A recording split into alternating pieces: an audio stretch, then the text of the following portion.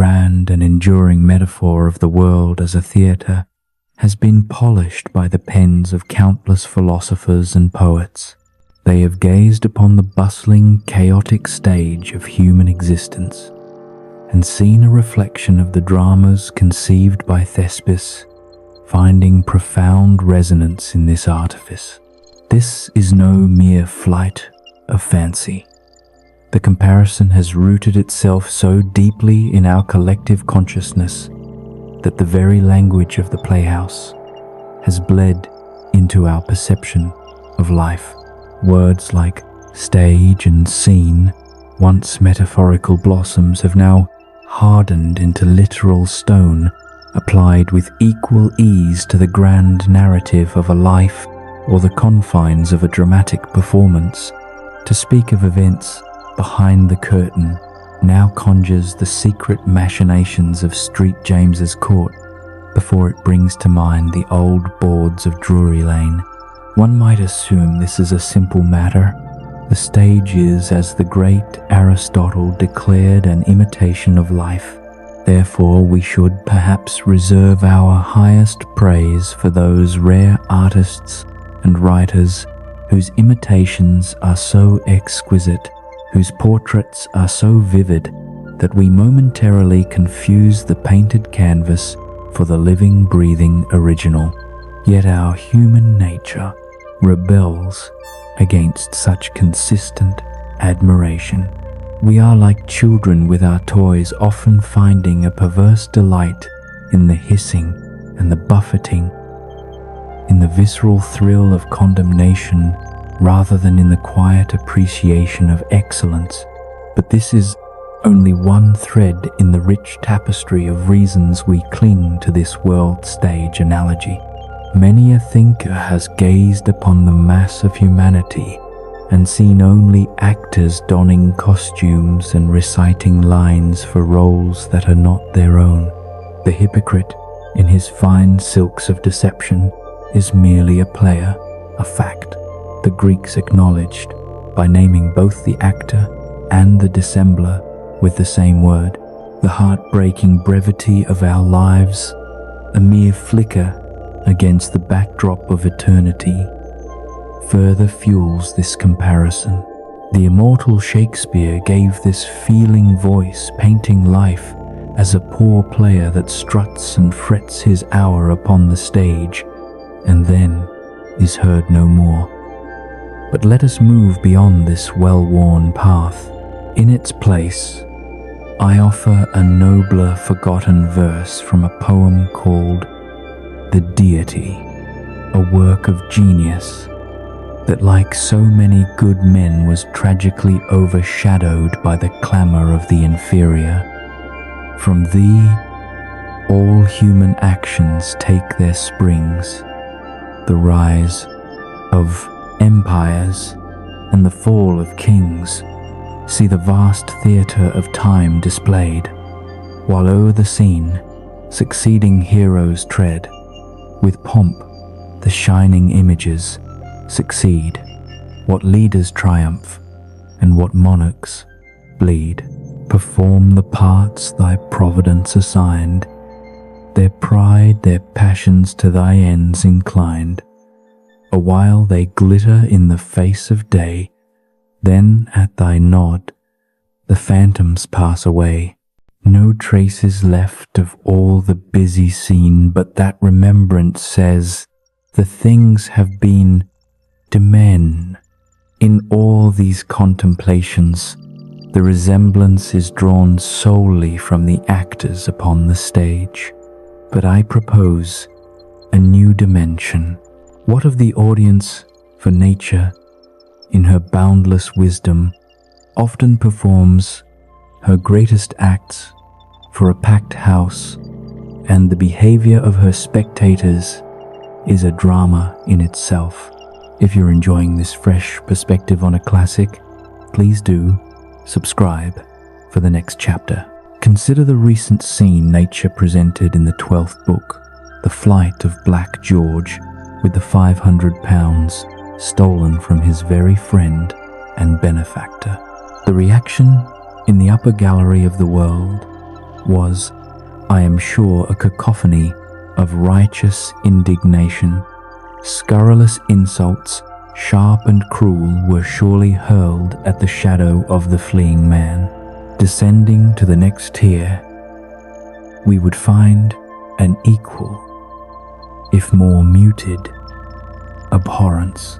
Here the good women of society, with gasps of horror, consigned Black George's soul to the devil himself, their eyes wide with the expectation of seeing the cloven-footed gentleman appear in a puff of sulphur to claim his own. The pit, that great democratic heart of the theatre, was as ever divided. Purists of virtue decried the very portrayal of such villainy, without immediate severe punishment to serve as a moral lesson. The author's defenders countered, "Look ye, gentlemen, the man is a villain, but it is nature for all that." Meanwhile, the young critics, the clerks and apprentices, sneered and declared it all terribly low, their groans a chorus of misplaced sophistication. As for the boxes, they conducted themselves with their customary detached politeness. Most were absorbed in their own dramas, a whispered scandal the flutter of a fan. The few who deigned to notice the unfolding tragedy offered mild, non-committal judgments. He was, they conceded, a bad kind of man, while the more cautious refused to form an opinion until they had heard the verdict from the town's most revered critics. But we, you and I, we possess a rare privilege. We are admitted behind the scenes of this great theatre of nature. From this vantage point, we can censure the action without surrendering to an absolute detestation of the actor. For who knows what role nature has written for this soul across the entirety of her grand repertoire. The same man may play the villain in one act and the hero in the next. The very figure who commands your admiration today may attract your contempt tomorrow. The great Garrick, a tragic genius without peer, would sometimes condescend to play the fool for our delight. So too did Scipio the Great, and Laelius the Wise, whom Cicero reported to be incredibly childish in their private hours. Of course, these men played the fool in jest, but how many eminent characters have, in the earnest theatre of their lives, played the fool so egregiously that we are left to wonder what truly ruled them, wisdom or folly. Are they deserving of our applause or our censure, our love or our hatred? Those who have spent time behind the scenes, who have witnessed not only the application of the disguises, but also the chaotic, capricious rule of the passions. The true managers and directors of this theatre understand the profound wisdom of Horace's nil admirari, to marvel at nothing. For reason, the nominal patentee is a known idler, seldom rousing himself to exert control. What's your take on Black George's betrayal? Let me know in the comments below. A single bad act does not brand a man a villain for life, just as a single poor performance does not ruin a player. The passions, like desperate theatre managers, often force men into roles for which they are ill-suited, without consulting their judgment or considering their innate talents. Thus, a man may condemn the very part he is playing. It is a common sight to see vice sitting as awkwardly upon a man as the malevolent role of Iago would upon the honest, open face of Mr. William Mills. Therefore, the individual of true candor and understanding is never hasty to condemn. He can critique an imperfection, he can denounce a vice, without unleashing a torrent of rage against the person entangled in it. In the final analysis, it is the same folly, the same childishness, the same ill-breeding and ill nature that fuels the clamorous uproars both in the crowded theater and on the vast stage of life. It is a telling truth that the worst of men often have the words rogue and villain most readily upon their lips, just as the lowest wretches in the pit are the most apt to cry out low at anything that challenges their narrow view of the con world. The dawn brought no comfort, only a cold, formal package containing his personal effects and a letter that felt like a final nail in his coffin. It was from Blifil, and its contents were a masterclass in sanctimonious cruelty, each word a precise, poison-tipped needle. So it began a world of cold formality in that single salutation. I am commanded by my uncle to acquaint you that as he did not proceed to those measures he had taken with you without the greatest deliberation and after the fullest evidence of your unworthiness, so will it be always out of your power to cause the least alteration in his resolution. The letter went on, twisting the knife with expert malice. It expressed great surprise at Tom's presumption in even mentioning Sophia, as if his very love for her was an act of unparalleled audacity, given the chasm of birth and fortune between them. Finally, it delivered the ultimate blow. The only instance of your compliance with my uncle's inclinations, which he requires, is your immediately quitting this country. It was signed with a hypocritical flourish, offering Christian advice for his amendment and prayers for his grace from your humble servant, W. Blifil. The letter did not simply land in Tom's mind, it detonated. A war of contending passions erupted within him. First came a hot, righteous indignation, a desire to smash something to confront the author of this vile missive and wipe the pious smirk from his face. Then, a deeper, more profound hurt surged forth, the utter devastation of being so completely and finally renounced by the man he loved as a father. The tender, broken heart finally overwhelmed the furious spirit. The dam broke.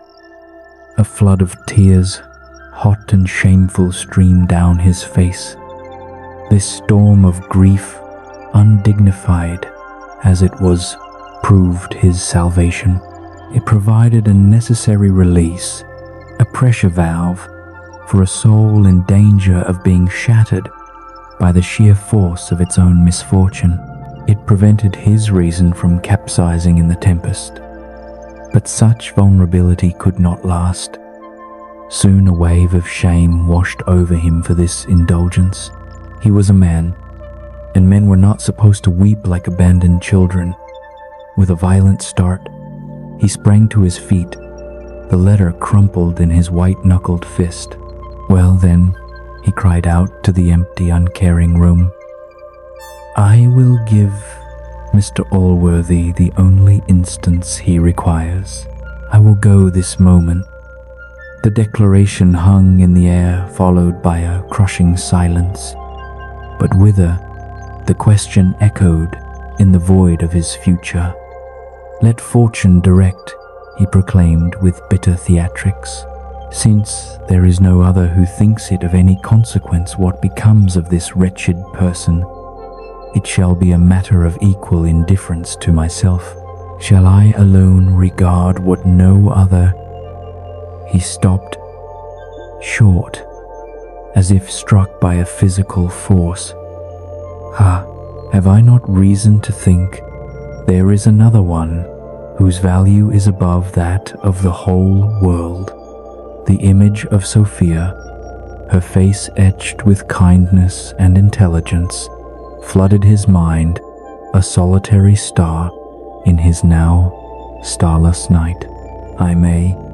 I must imagine my Sophia is not indifferent to what becomes of me.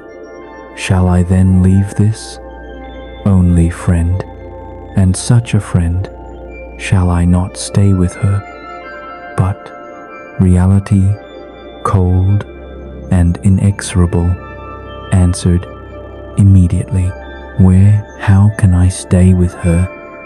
Have I any hopes of ever seeing her, though she was as desirous as myself, without exposing her to the wrath of her father? And to what purpose can I think of soliciting such a creature to consent to her own ruin? Shall I indulge any passion of mine at such a price? Shall I lurk about this country like a thief with such intentions? His own honor, the very quality Blifil's letter denied he possessed, answered for him. No, I disdain. I detest the thought. The decision was agony, a self-amputation. Farewell, Sophia. Farewell, most lovely, most beloved. What would you have done in Tom's situation? Share your thoughts in the comments. Here, passion once again choked his voice, and the words that failed him, silent stream of tears, with the resolution to depart firmly cemented in anguish. The practical, terrifying question remained where the world, as the poet Milton had so beautifully and terrifyingly phrased, it lay all before him, and like Adam exiled from his paradise, Tom Jones had no one to turn to for comfort, for counsel, or for a helping hand. His entire world of acquaintance was an extension of Mr. Allworthy's sphere. The withdrawal of the patriarch's favor was a social death sentence.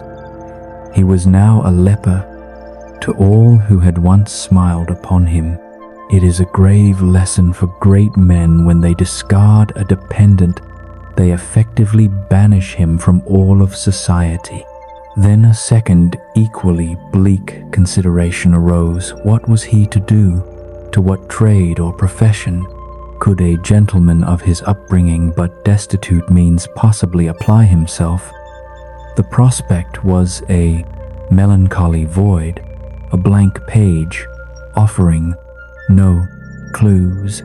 Every path, the law, the church, the military required either time he did not have, or worse, money he possessed even less. The maxim "nothing can come from nothing" holds as true in the politics of human survival as it does in physics. A man without money is systematically locked out of all the established means of acquiring it. It was then that a final, desperate idea presented itself: the ocean, that great blue, inhospitable friend to the wretched, the outcast, and the ruined. It asked no questions, demanded no references, and offered a brutal, anonymous embrace. In his mind's eye, he saw its capacious arms open to receive him, and he resolved in that instant to accept its kind, if perilous, invitation. To speak plainly, he determined to go to sea. The thought, once born, consumed all others. It was an escape, a purpose, a finality. With the frantic energy of a man fleeing his own ghost, he hired horses and set out immediately for the port of Bristol, his heart a heavy anchor within his chest, pulling him toward an uncertain horizon. But before we follow our hero on this desperate expedition, we must for a moment retreat. We must return to the troubled halls of Mr. Western's estate and see what further trials have fallen upon the charming Sophia, for her own drama was unfolding with no less passion or peril. The same morning that Tom Jones departed, in despair a different kind of trap was being sprung at the Western estate. Sophia was summoned to her aunt's apartment, a room that always smelled of dried lavender and unyielding opinions. Mrs. Western seated with the rigid posture of a judge, began not with warmth, but with a pronouncement. "You are to thank me, niece," she said, "for I have obtained your liberty from your father. You are no longer a prisoner in your room. However," she continued, her voice dropping to a more significant tone, "you are now a subject in the court of my instruction." What followed was not a conversation, but a lecture, a long, arid discourse on the... In Mrs. Western's world, marriage was not the romantic paradise described by poets, nor was it the sacred union outlined by divines. She treated it as a cold financial instrument. It was a fund, a prudent investment, where a woman of quality deposited her fortune and her person to secure the highest possible return, a transaction designed for social compound interest. When the lecture finally concluded, Sophia, who had stood in silent, simmering resistance, chose her words with exquisite care. "Madam," she began, her voice low but clear, "I am very incapable of arguing with a lady of your superior knowledge and experience, especially on a subject which I have so very little considered as this of matrimony. Argue with me, child." Mrs. Weston's laugh was a short, sharp sound. "I do not indeed expect it. I should have seen the world to very little purpose, truly, if I am to be schooled by one of your years. I have taken this trouble to instruct you. Consider me, child, as Socrates, not asking your opinion, but only informing you of mine." The reader might well deduce that this lady's knowledge of Socrates was as deep as her understanding of Alcibiades' philosophy, that is to say, virtually non-existent. Madam Sophia persisted, clinging to politeness as a shield. "I have never presumed to controvert any opinion of yours, and this subject, as I said, I have never yet thought of, and perhaps never may." "Indeed," Sophie replied the aunt, her voice dripping with disdain, "this dissimulation with me is very foolish. The French shall as soon persuade me that they take foreign towns in defense only of their own country, as you can impose on me to believe you have never yet thought seriously of matrimony. How can you, child, affect to deny that you have considered an alliance when you so well know I am acquainted with the party with whom you desire to contract it, an alliance as unnatural and contrary to your interest as a separate league with the French would be to the interest of the Dutch? But, however, if you have not hitherto considered of this matter, I promise you it is now high time, for my brother is resolved immediately to conclude the treaty with Mr. Blifil. I am in fact a guarantee in the affair, and have promised your concurrence." Here was the naked truth of the situation, stripped of all pretense. Sophia felt the walls of the trap closing in.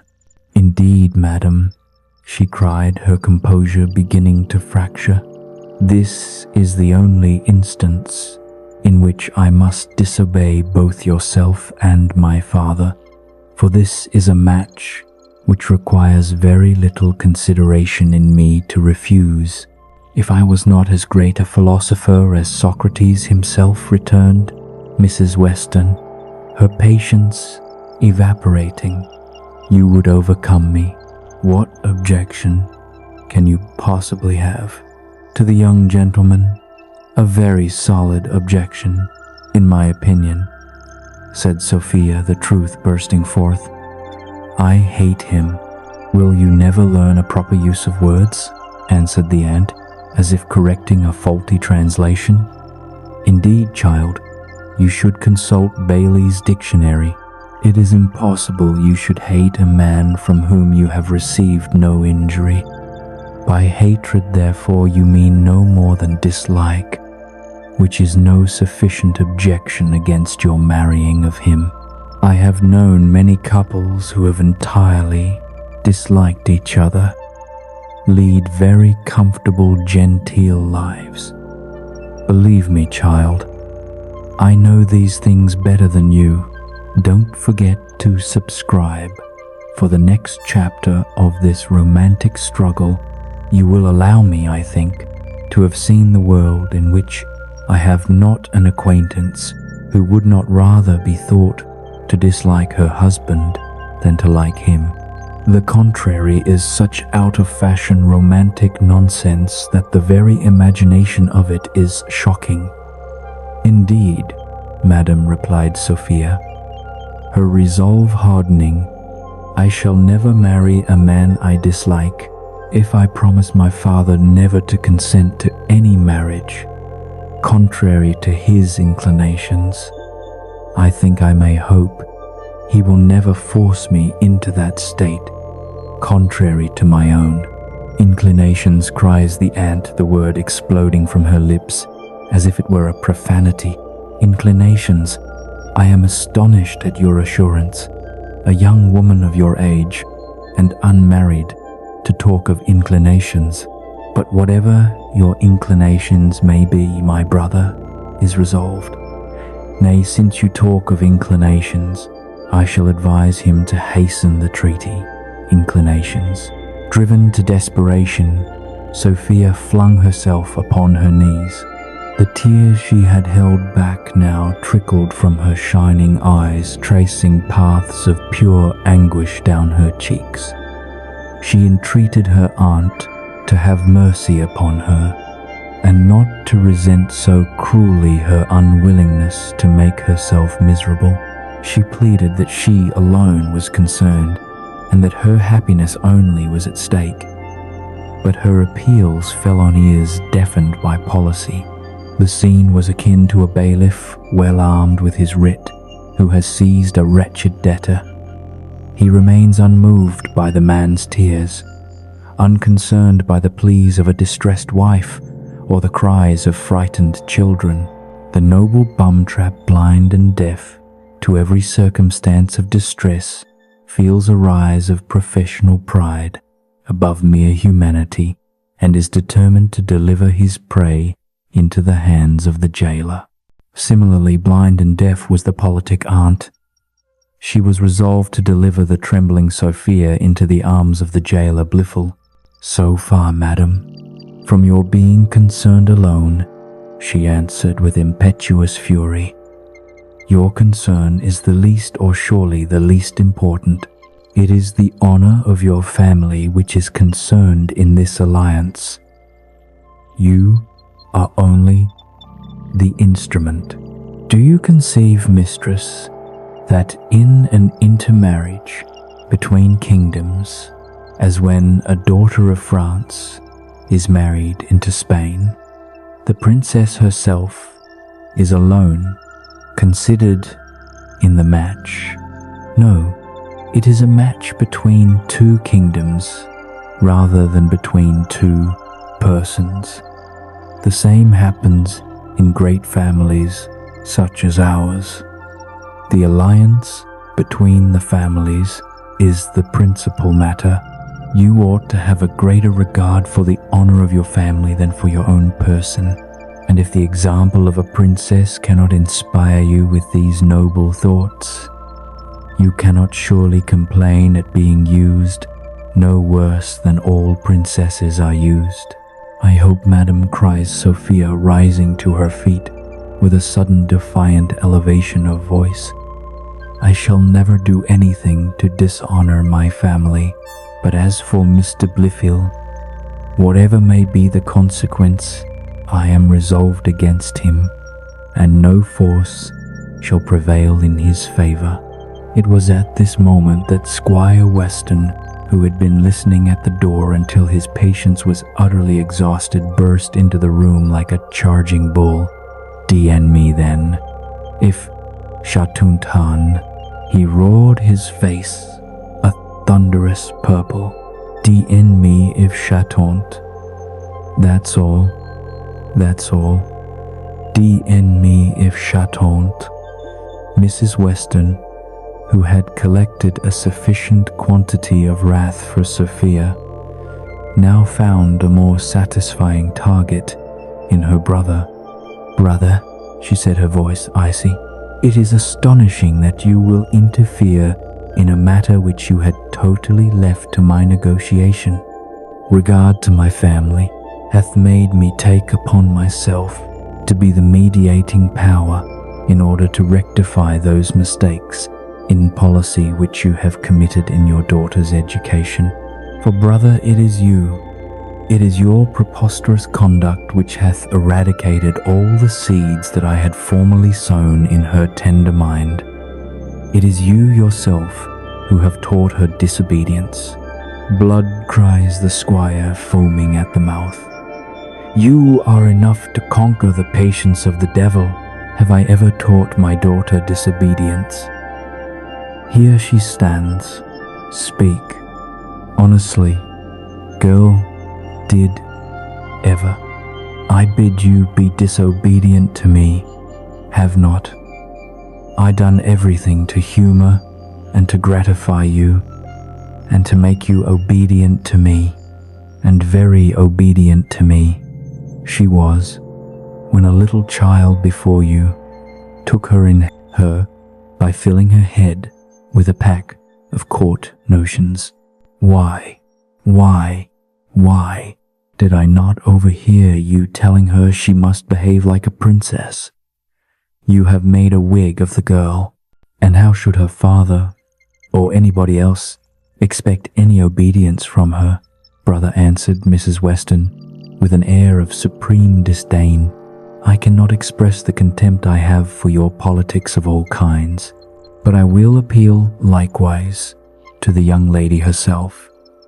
Whether I have ever taught her any principles of disobedience? On the contrary, niece, have I not endeavored to inspire you with a true idea of the several relations in which a human creature stands in society? Have I not taken infinite pains to show you that the law of nature hath enjoined a duty on children to their parents? Have I not told you what Plato says on that subject, a subject on which you were so notoriously ignorant when you came first under my care, that I verily believe you did not know the relation between a daughter and a father?" "'Tis a lie," answered Western. "The girl is no such fool as to live to 11 years old without knowing that she was her father's relation." "Oh, more than Gothic ignorance," answered the lady. "And as for your manners, brother, I must tell you they deserve a cane." "Why, then you may get at me if you think you are able," cries the squire. "Nay, I suppose your niece there will be ready enough to help you." "Brother," said Mrs. Western, "though I despise you beyond expression, yet I shall endure your insolence no longer. So I desire my coach may be got ready immediately, for I am resolved to leave your house this very morning." "And a good riddance too," answered he. "I can bear your insolence no longer, and you come to that. Blood, it is almost enough of itself to make my daughter undervalue my sense when she hears you telling me every minute you despise me." "It is impossible, it is impossible," cries the aunt. "No one can undervalue such a boor." "Boor," answered the squire. "I am no boor, no nor ass, no nor rat, neither, madam.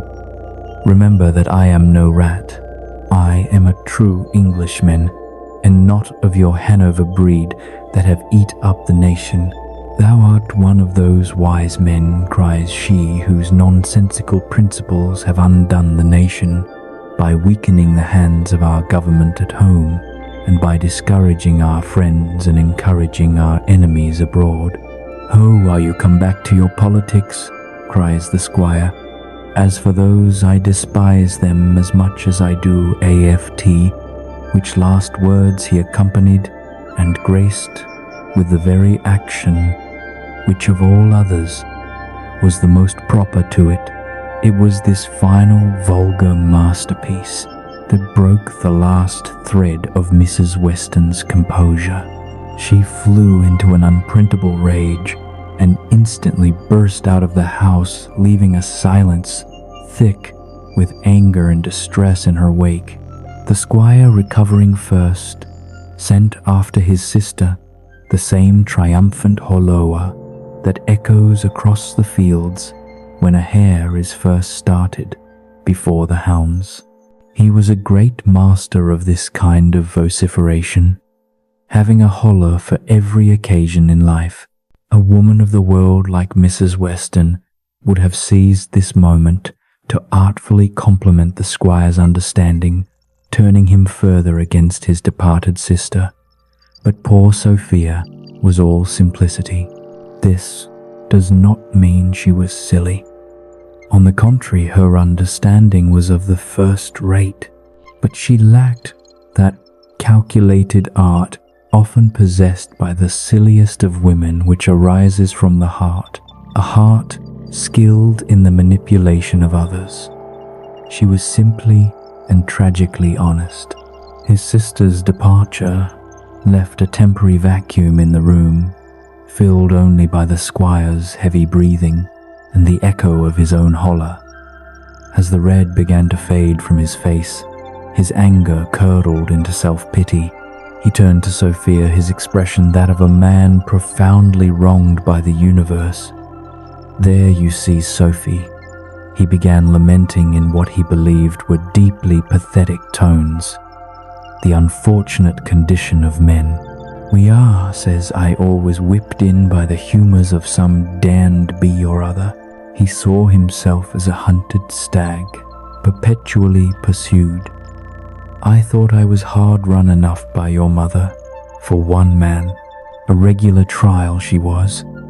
But after giving her a dodge by the natural course of things, here's another. B follows me upon the foil, but curse my jacket if I will be run down in this manner by any oam." He puffed out his chest, a defiant but weary bull in the pasture of his own discontent. This mention of her mother struck a deep chord in Sophia.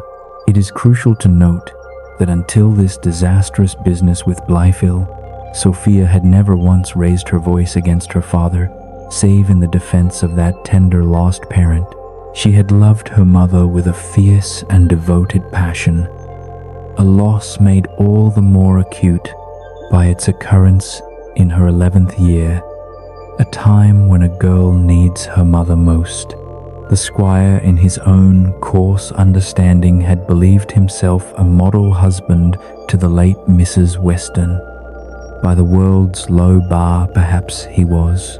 He seldom swore at her, perhaps not above once a week, and he never once raised his hand to her. She had no cause for jealousy, for his affections were never engaged elsewhere, and she was, in theory, the perfect mistress of her time. Her husband was a ghost in her own home, entirely absorbed in his field exercises all morning and his bottle companions all evening. She scarcely saw him, except at meals, where she had the singular pleasure of carving the very dishes she had supervised in the kitchen. From these festive boards she would retire exactly 5 minutes after the other servants, having stayed only to ceremoniously drink the king over the water. This was, it seems, one of Mr. Western's immutable maxims, that women should come in with the first dish and go out after the first glass. Obedience to this rule was likely no hardship for the conversation. if such a term could be applied to the cacophony, was seldom fit for a lady's ears. It was a brutal symphony of hallowing, off-key, singing, boastful relations, of sporting adventures, liberal, BDY, and universal abuse of women and the government. These meals were in fact the only seasons when Mr. Western truly saw his wife. When he repaired to her bed, he was generally too drunk to see anything at all, and during the sporting season he would rise from her side long before the first hint of dawn. Thus she was indeed mistress of her time, and had a coach and four at her command. Yet this was a hollow freedom. The badness of the neighborhood roads was so notorious that anyone who valued their neck would not travel them, and anyone who valued their hours would not subject themselves to the interminable jolting. Her gilded cage was well appointed, but it was a cage nonetheless. Now, to deal honestly with the reader, the late Mrs. Western did not make all the return expected for such indulgence. She had been married against her will by a fond father, for the match was decidedly advantageous on her side. The squire's estate was upward of £3,000 a year, while her fortune was a mere £8,000. From this forced union she had perhaps contracted a chronic gloominess of temper. She was a good servant to the household, but never a good wife to the man. She failed to reciprocate the extraordinary roaring mirth with which the squire would sometimes, in a drunken effusion of spirits, receive her. Her smile, if it came, was a faint, good-humored ghost, not the booming laugh he demanded. Who do you think is more trapped, Sophie now or her mother then? Let us know your comments below. Worse, she would sometimes interfere in matters beyond her province, namely, the violent and sustained drinking of her husband. On the rare occasions he was sober enough to listen, she would use the gentlest terms she could muster to remonstrate against this habit, and once, a single memorable time in her life, she had very earnestly entreated him to carry her to London for 2 months. He peremptorily denied it, and nursed a lasting anger over the request, being firmly and publicly assured that all the husbands in London were cuckolds, and his wife's desire to go there could only signal her intention to join their ranks. For this, and a multitude of other reasons he could never fully articulate, Western at length came to heartily hate his wife. He never concealed this hatred while she lived, and he cherished it faithfully after her death. Any minor inconvenience, a bad scenting day for the hounds, a distemper among the dogs, a stubborn patch of mud, could provoke him to vent his spleen by launching invectives against the deceased. If my wife was alive now, he would mutter darkly, she would be glad of this. It was as if he believed her spirit lingered thirsting for his misfortune. He was especially desirous of uttering these abuses before Sophia, for as he loved her more than anyone else in the world, he was irrationally deeply jealous that she had loved her mother better than him, and on these occasions, Sophia, usually the soul of compliance, seldom failed to heighten this jealousy. He was not content with violating her ears with the slander of her mother's memory. He actively endeavored to force an explicit approbation from her lips, demanding she agree with his vile characterizations, but with a quiet, steely resistance that he could never comprehend, she refused. No promise of gifts, nor threat of punishment, could ever make her comply. Hence some readers may wonder why the squire did not come to hate Sophia as he had hated her mother. The heart, however, is a tangled wood, not a straight path. Hatred is not the natural effect of love, even when it passes through the dark, distorting medium of jealousy. It is indeed possible for a jealous person, in a fit of passion, to kill the object of their jealousy, but not to sustain a cold, enduring hatred for them.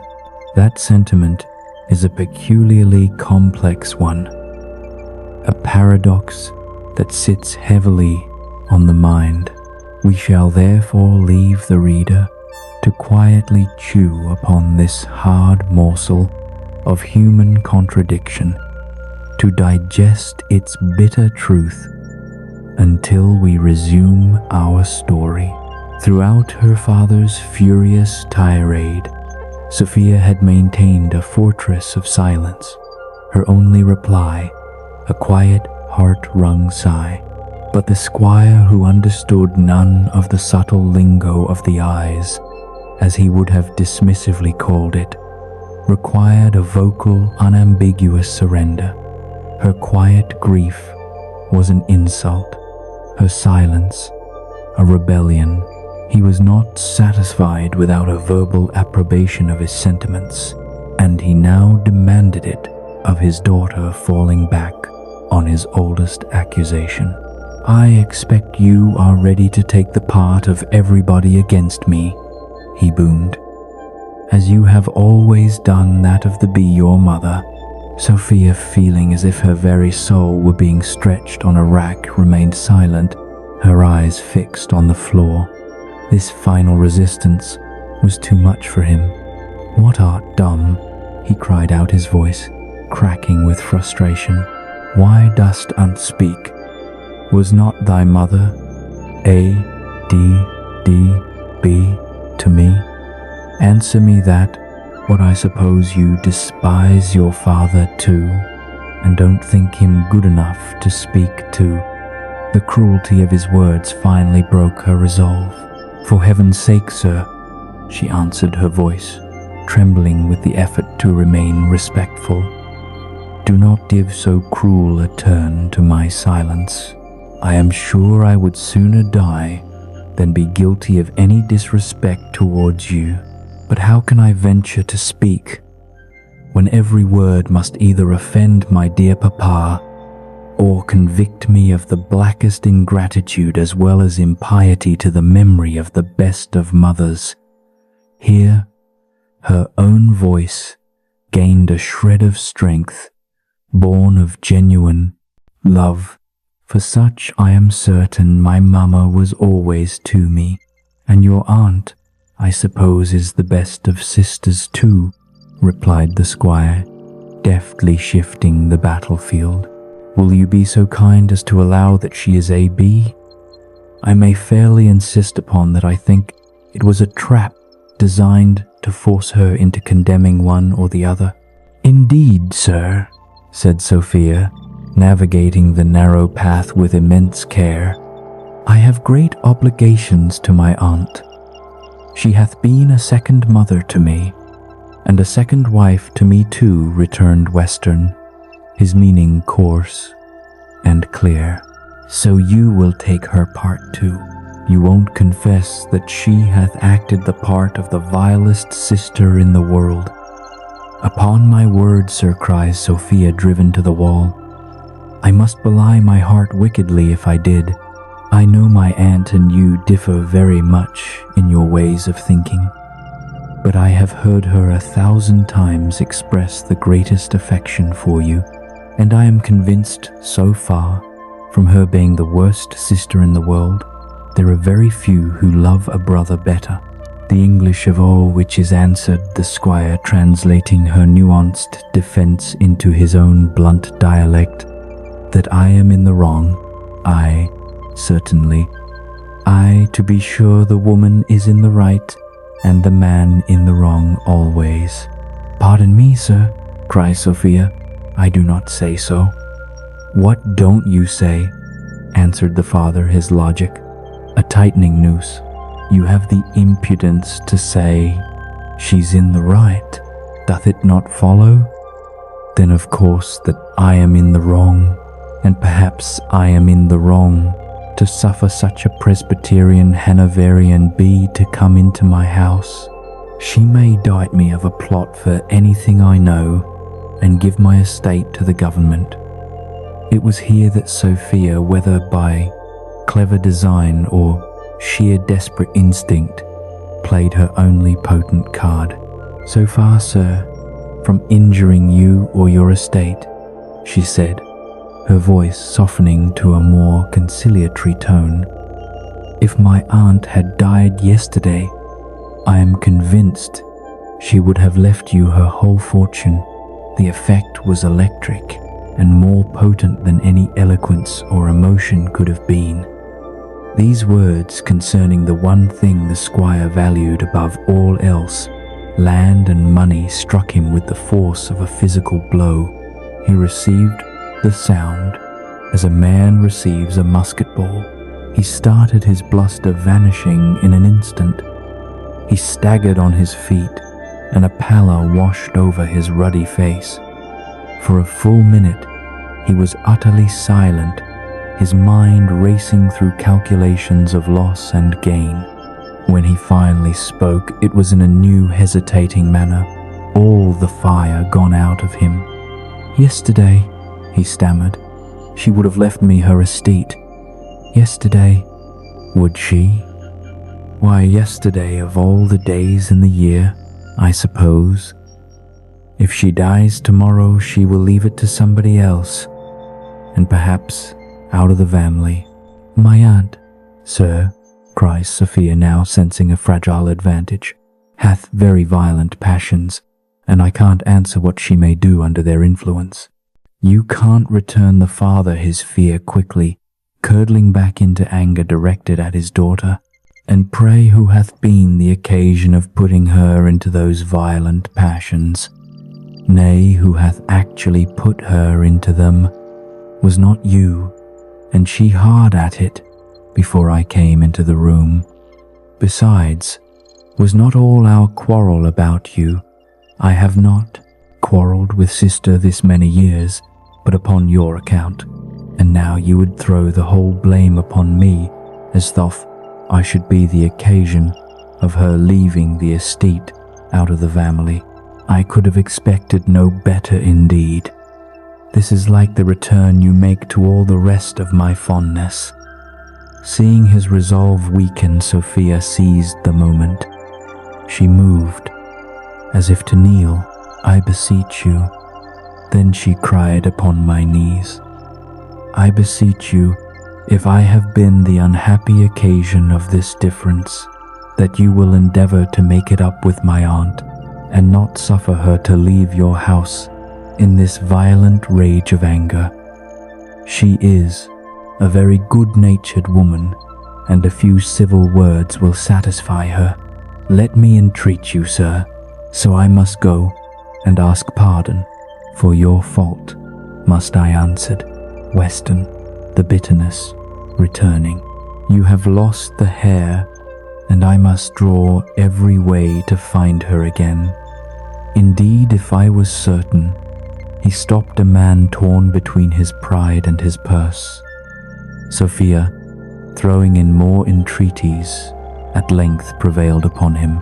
After venting 2 or 3 last bitter sarcasms against his daughter, he turned and departed as fast as his legs could carry him, hoping to recover his sister before her carriage could be prepared. Will the squire succeed in stopping his sister? Make sure you're subscribed so you don't miss the next chapter. Finally alone, Sophia retreated to her chamber, a sanctuary that had become a prison of mourning. There she indulged herself, if such acute suffering can be called an indulgence, in the raw luxury of tender grief. She took out the letter from Jones, its paper now soft from handling, and read it over more than once, each word of fresh agony. Her muff that soft token of a happier moment, was pressed into service, and she bathed both it and the letter in a fresh torrent of tears. In this state of utter desolation, the friendly Mrs.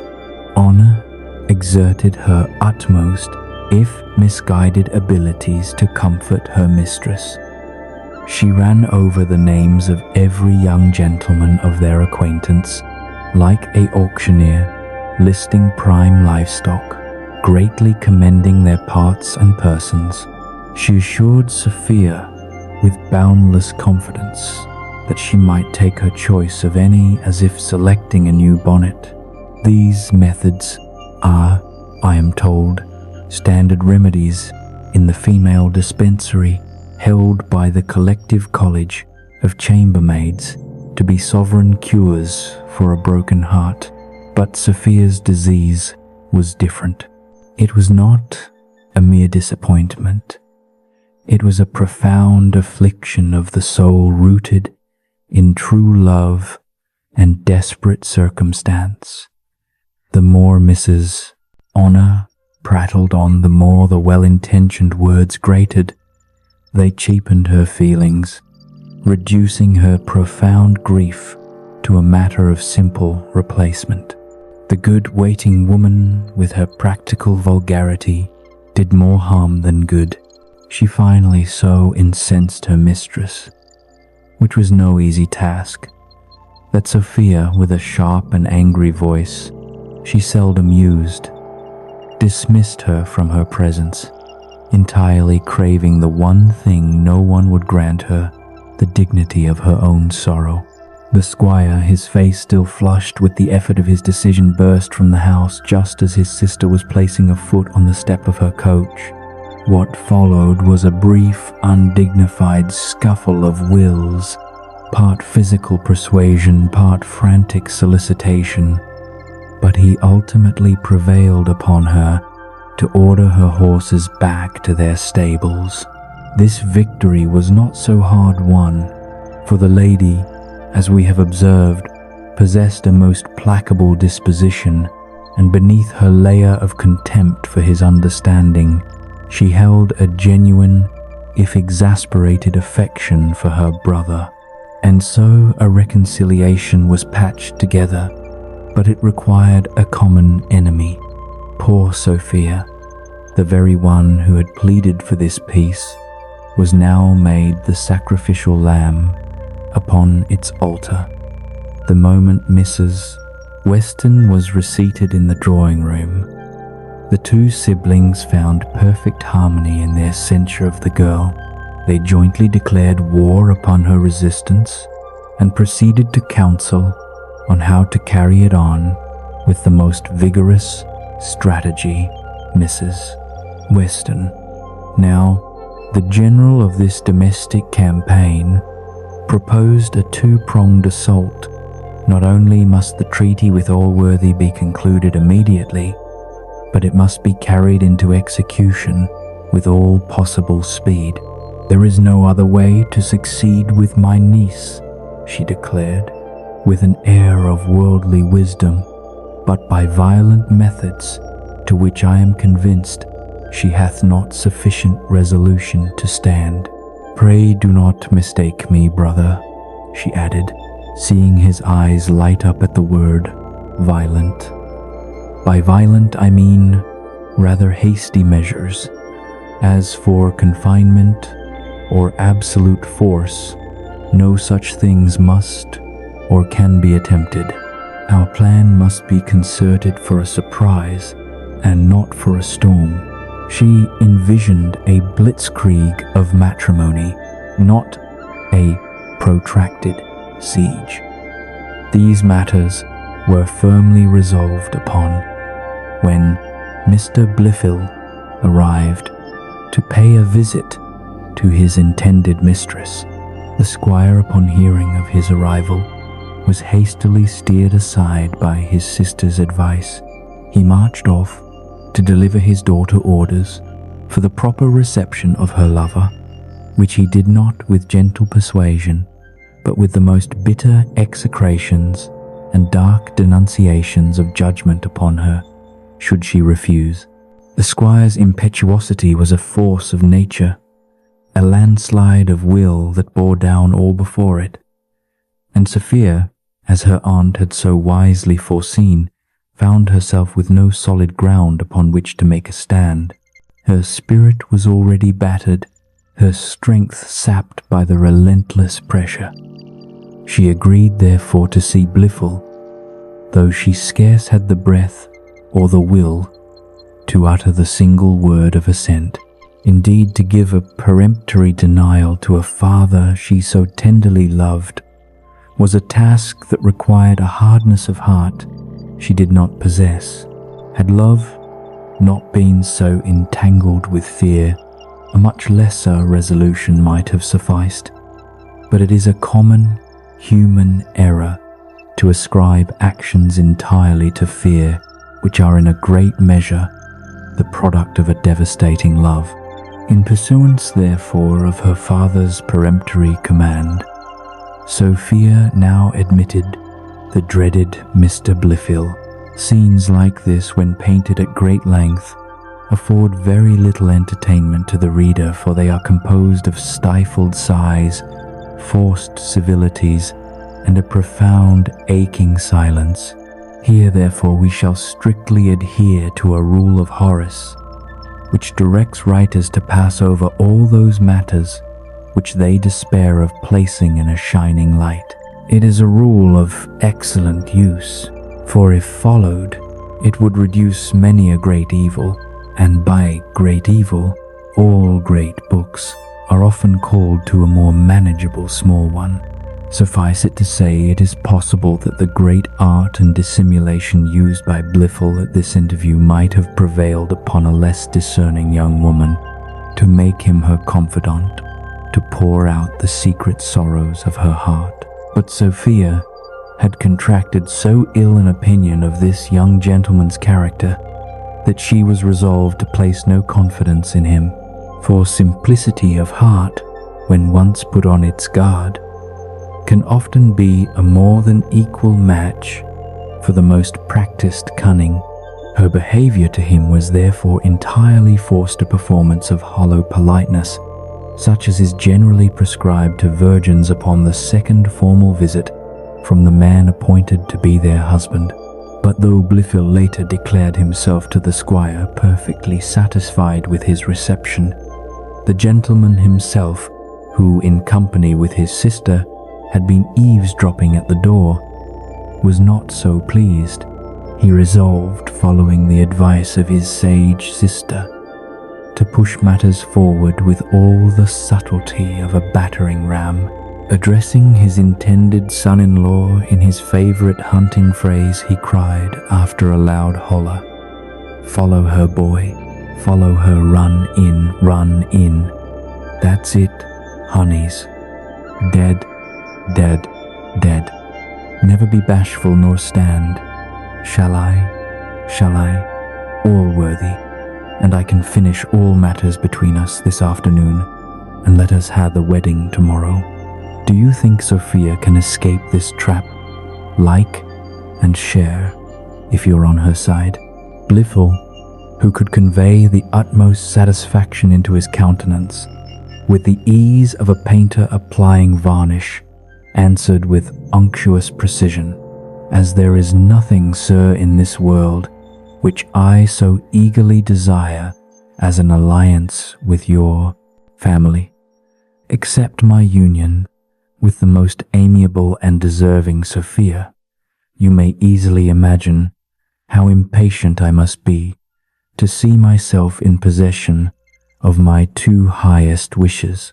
If I have not therefore importuned you on this head, you will impute it only to my fear of offending the lady by endeavouring to hurry on so blessed an event faster than a strict compliance with all the rules of decency and decorum will permit. But if by your interest, sir, she might be induced to dispense with any formalities were the pox," answered the squire, his face contorting in disgust. "Pooh, all stuff. Nonsense. I tell thee she shall have thee tomorrow. You will know the world better hereafter when you come to my age. Women never give their consent, man, if they can help it. 'Tis not the fashion. If I had stayed for her mother's consent, I might have been a bachelor to this day. To her, to her, that's it, you jolly dog. I tell thee, shat, ha her tomorrow morning. Blifil allowed himself to be rhetorically overpowered, a carefully calculated surrender. It was agreed that Western would close the deal with Allworthy that very afternoon. The lover departed, but not without first earnestly begging that no violence be offered to the lady by this haste. It was a plea made in the same hollow spirit as a popish inquisitor who, after passing sentence on a heretic, meekly begs the lay power to do no violence to the condemned soul being delivered to the flames. And to speak the truth, Blifil had already passed his own sentence against Sophia, for however pleased he had declared himself to Western, he was by no means satisfied with her reception, unless his satisfaction came from being utterly convinced of her hatred and scorn for him. This conviction had in turn produced a reciprocal hatred in his own heart, cold and calculating. Why then did he not simply withdraw? The reasons were manifold, and they paint a portrait of profound malevolence, though Mr. Blifil was not of the same rampant complexion as Jones, nor ready to devour every woman he saw. He was far from destitute of that base appetite which is the common property of all animals. He possessed, moreover, a distinguishing taste that directed his choice, and this taught him to consider Sophia as a most delicious morsel. He regarded her with the same specific desires which a rare ortolan inspires in the soul of a jaded epicure, and the very agonies that afflicted her mind had rather augmented than impaired her beauty. Her tears added a luminous depth to her eyes, and her sighs lent a tragic heave to her bosom. Indeed, no one hath seen beauty in its highest lustre who hath never seen it in distress. Blifil therefore looked upon this human ortolan with greater desire than before, and her aversion to him only heightened the pleasure he proposed in rifling her charms, adding the spice of triumph to mere lust.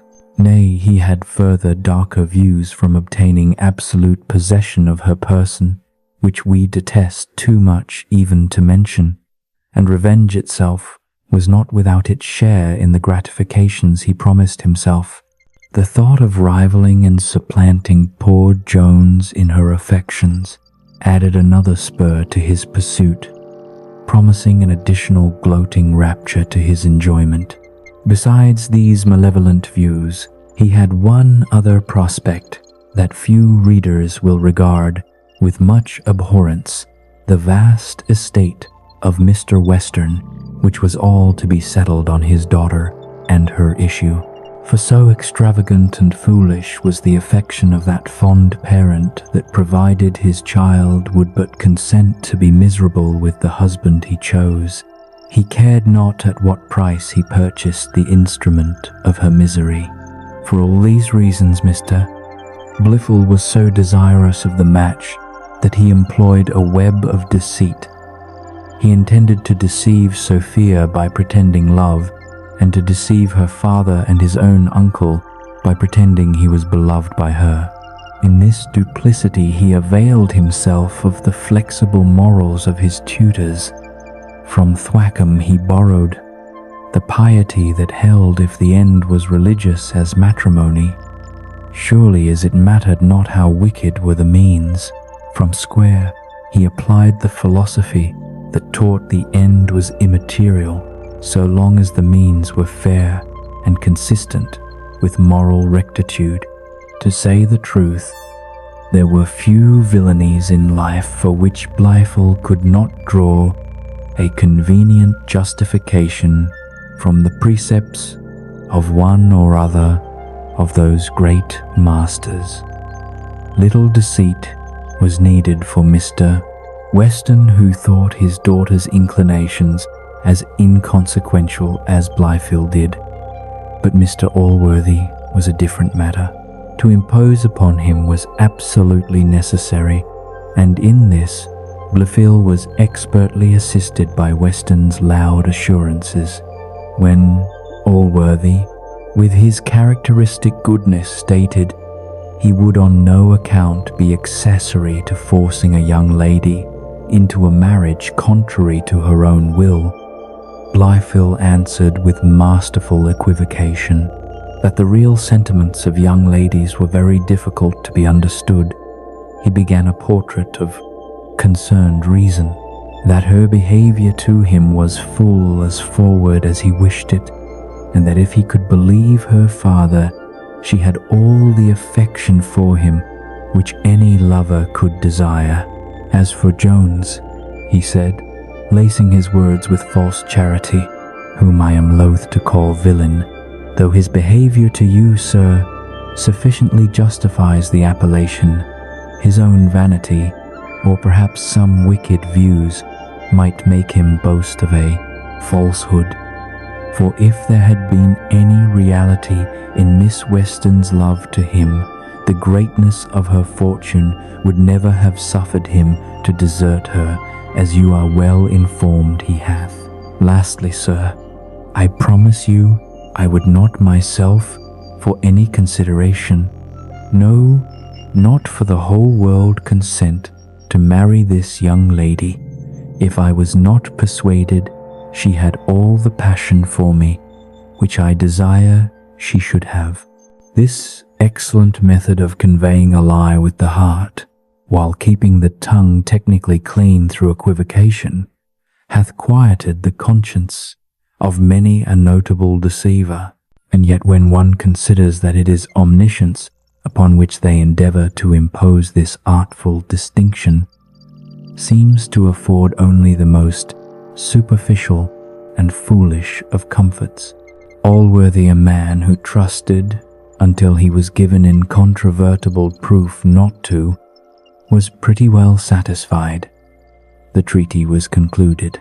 Nothing remained but the tedious involvement of lawyers, which threatened such delay that Western offered to bind himself by any covenant rather than defer the young couple's happiness. His eagerness was so fervent that an observer might have thought he was the principal groom in the match, but he conducted every scheme with such singular passion as if its success alone constituted the whole happiness of his life. The joint importunities of both father and son-in-law would likely have prevailed on Mr. Allworthy, who could ill abide any delay in giving happiness to others, but they were ultimately thwarted, for Sophia herself, pushed to the very brink, had now taken measures to put a final, desperate end to the whole treaty, and in doing so, to rob both church and law of those taxes which these wise institutions have thought the propagation of the human species in a lawful manner. But of that we shall learn in the next chapter. Though the primary engine of Mrs. Honor's heart was self-interest, it would be a calumny to say she was entirely without a secondary attachment to her mistress. To speak truth, it was a near impossible feat to know Sophia and remain immune to her gentle grace and inherent goodness. Thus, when Honor overheard a piece of news which she perceived to be of cataclysmic importance, the memory of her unpleasant dismissal from Sophia's presence 2 days prior was utterly erased. Forgetting all pique, she ran headlong to her mistress's chamber a vessel overflowing with dire intelligence. Her discourse began as abruptly as her entrance, without knock or ceremony. "Oh dear ma'am," she exclaimed, her voice a high tremor of alarm. "What doth your lordship think? To be sure, I am frightened out of my wits, and yet I thought it my duty to tell your lordship, though perhaps it may make you angry, for we servants don't always know what will make our ladies angry, for to be sure, everything is always laid to the charge of a servant. When our ladies are out of humour, to be sure we must be scolded, and to be sure I should not wonder if your lordship should be out of humour. Nay, it must surprise you certainly, aye, and shock you too." Sophia, her nerves already stretched to their limit, cut through the babble. "Good honour, let me know it, without any longer preface. There are few things, I promise you, which will surprise, and fewer which will shock me." The trials of the last days had inured her to all but the worst calamities. "Dear ma'am," answered Honor, leaning in conspiratorially, "to be sure I overheard my master talking to Parson Supple about getting a license this very afternoon, and to be sure I heard him say, 'Your lordship should be married tomorrow morning.'" The words landed not as sound, but as a physical blow. Sophia felt the blood drain from her face, leaving her cold and lightheaded. "Tomorrow morning," she repeated the words, a horrified echo. "Yes, ma'am," replied the trusty waiting woman, placing a hand over her heart. "I will take my oath. I heard my master say so." "Honor," said Sophia, her voice barely a whisper, "you have both surprised and shocked me to such a degree that I have scarce any breath or spirits left. What is to be done in my dreadful situation?" The walls of her gilded cage were not just closing in, they were scheduled to be nailed shut by a priest within hours. "I wish I was able to advise your lordship," said Honor, wringing her hands. "Do advise me," cried Sophia, clutching at any straw. "Pray, dear Honor, advise me. Think what you would attempt if it was your own case." "Indeed, ma'am," cried Honor, with a lack of tact that was breathtaking. "I wish your lordship and I could change situations. That is, I mean without hurting your lordship. For, to be sure, I don't wish you so bad as to be a servant. But because that if so be it was my case, I should find no manner of difficulty in it. For in my poor opinion young Squire Blifil is a charming, sweet, handsome man." "Don't mention such stuff," cried Sophia, the very name, a poison to her ears. "Such stuff," repeated Honor, taken aback. "Why there? Well, to be sure, what's one man's meat is another man's poison, and the same is altogether as true of women." "Honor," said Sophia, her eyes flashing with a desperate light, "rather than submit to be the wife of that contemptible wretch, I would plunge a dagger into my heart."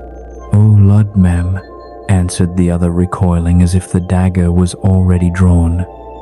"I am sure you frighten me out of my wits now. Let me beseech your lordship not to suffer such wicked thoughts to come into your head." She launched into a ghoulish diatribe, painting a vivid picture of the consequences of suicide denial of Christian burial. A corpse interred in the highway, with a stake through its heart, like the infamous farmer Halfpenny at Ox Cross, whose ghost was now a local fixture. To be sure, it can be nothing but the devil which can put such wicked thoughts into the head of anybody, she concluded, for, certainly, it is less wicked to hurt all the world than one's own dear self. And so I have heard said by more parsons than one. If your lordship hath such a violent aversion and hates the young gentleman so very bad that you can't bear to think of going into bed to him. For, to be sure, there may be such antipathies in nature, and one had liever touch a toad than the flesh of some people. Sophia, however, had been too wrapped in the frantic contemplation of her own doom to pay much mind to this macabre sermon. Interrupting without ceremony, she declared, "Honor, I am come to a resolution. I am determined to leave my father's house this very night. And if you have the friendship for me, which you have often professed, you will keep me company." "That I will, ma'am, to the world's end," answered Honor with immediate, if unthinking, loyalty. "But I beg your lordship to consider the consequence before you undertake any rash action." "Where can your lordship possibly go?"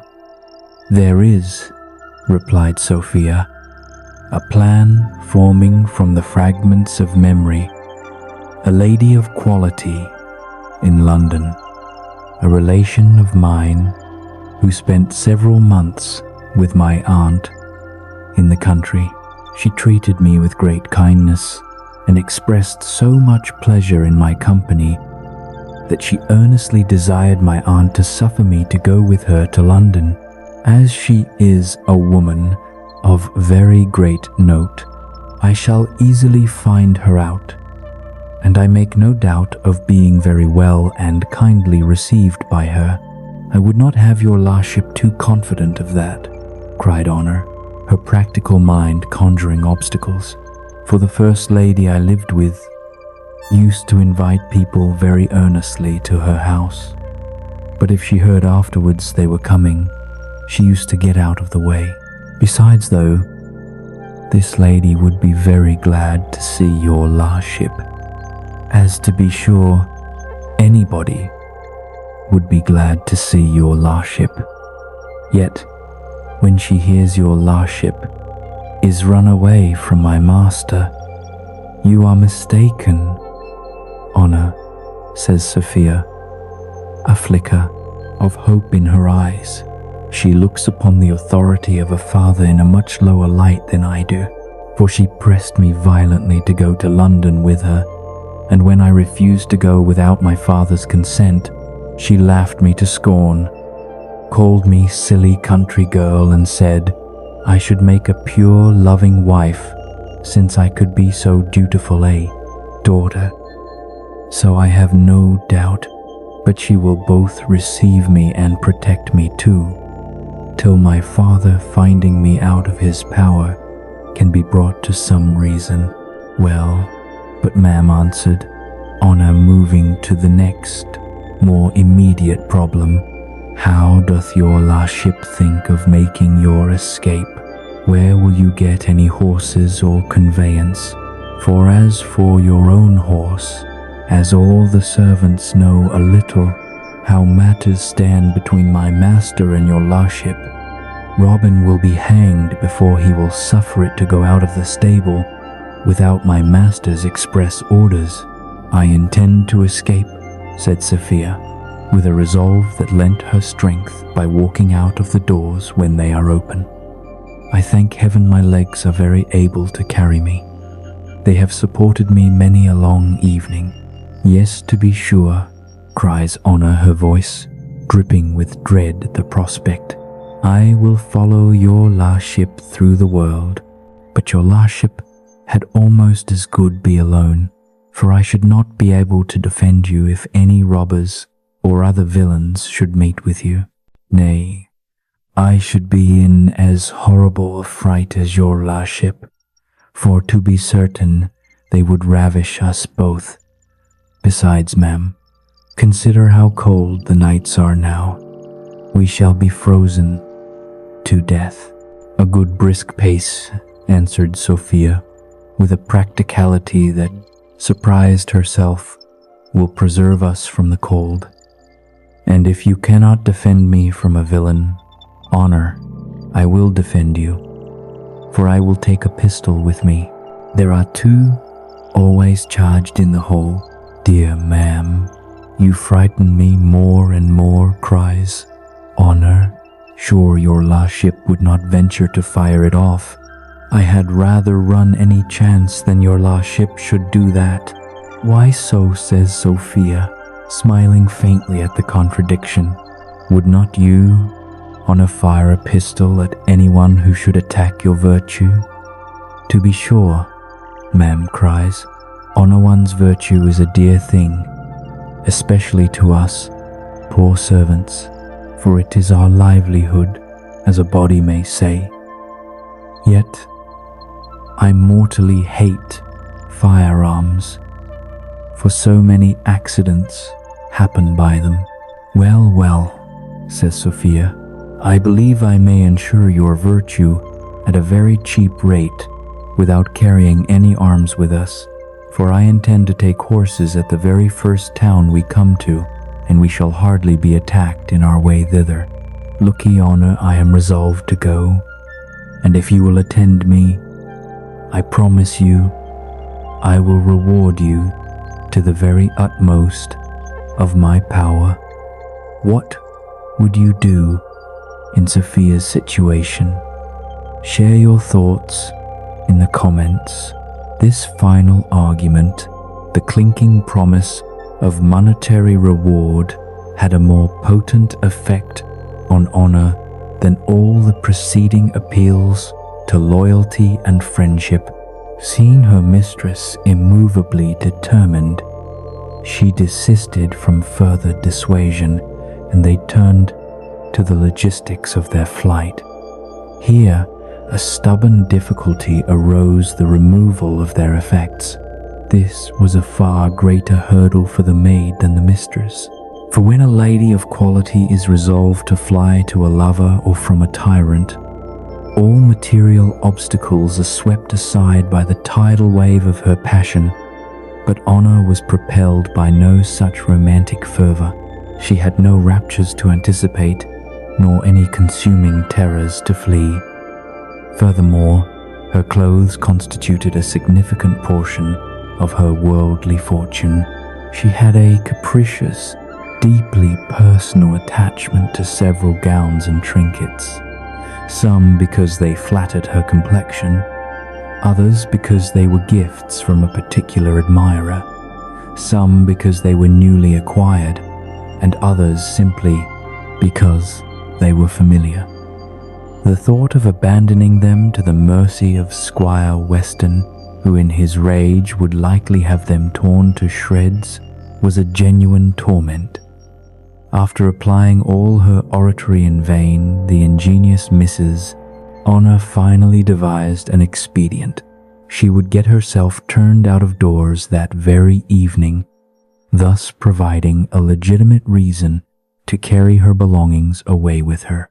Sophia highly approved this clever stratagem, but doubted its execution. "Oh, ma'am," cries Honor, with the confidence of her class, "your lordship may trust that to me. We servants very well know how to obtain this favor of our masters and mistresses, though sometimes indeed, where they owe us more wages than they can readily pay, they will put up with all our affronts, and will hardly take any warning we can give them. But the squire is none of those, and since your lordship is resolved upon setting out tonight, I warrant I get discharged this afternoon." It was thus resolved.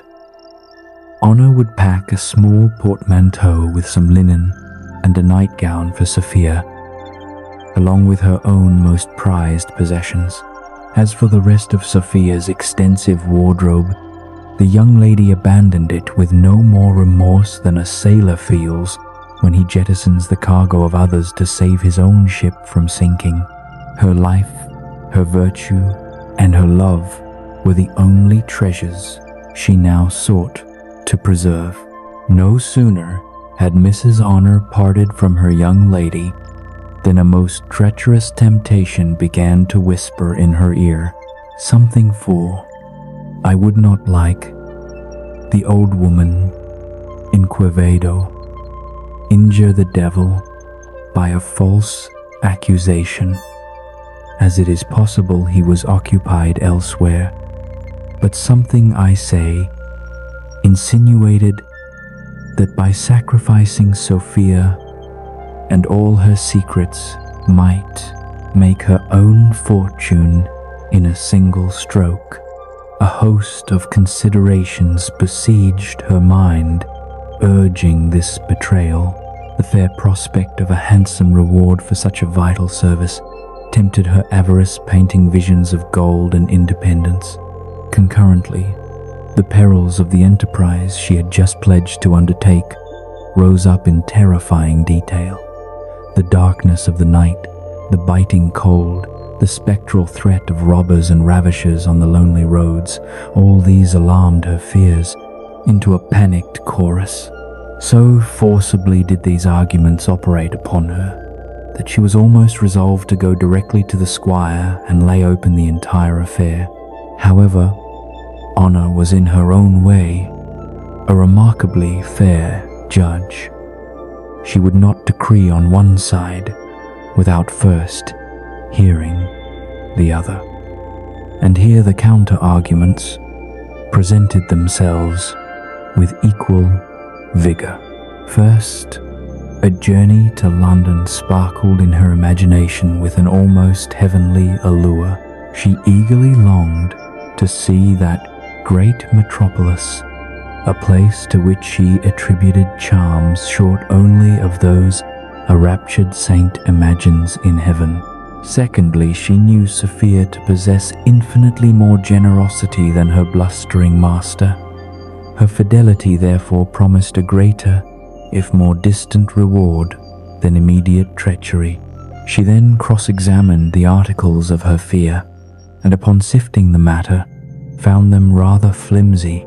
The likelihood of encountering a specific villain on a specific road seemed, in the cold light of reason, quite slim. Now both scales of her internal balance hung even. But when her genuine love for her mistress was thrown into the scale of her integrity, it caused that side to dip decisively. Yet, a final weighty circumstance nearly overturned everything: the length of time before Sophia a minor could access her fortune and fulfill her promises. The rewards from Mr.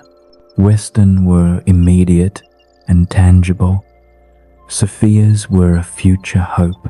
Just as she was pursuing this venal thought, the good genius of Sophia, or perhaps the presiding spirit over what remained of honor's integrity, or maybe mere chance, sent an accident her way that not only preserved her fidelity, but actively facilitated their scheme.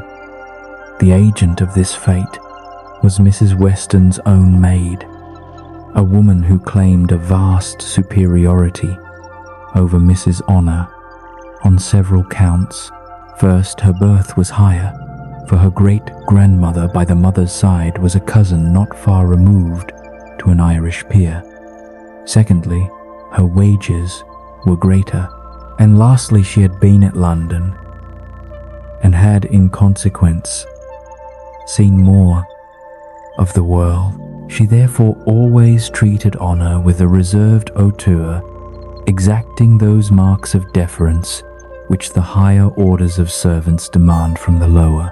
Honor, who did not always subscribe to this doctrine, frequently breached this unspoken code, which made her company utterly unpalatable to the London maid.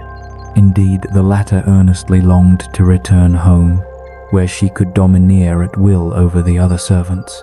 She had been bitterly disappointed that morning when Mrs. Weston changed her mind about departing, and had been in a profoundly sour humor ever since.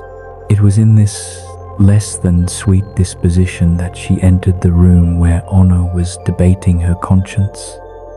Honor, seeing her, could not resist a jab.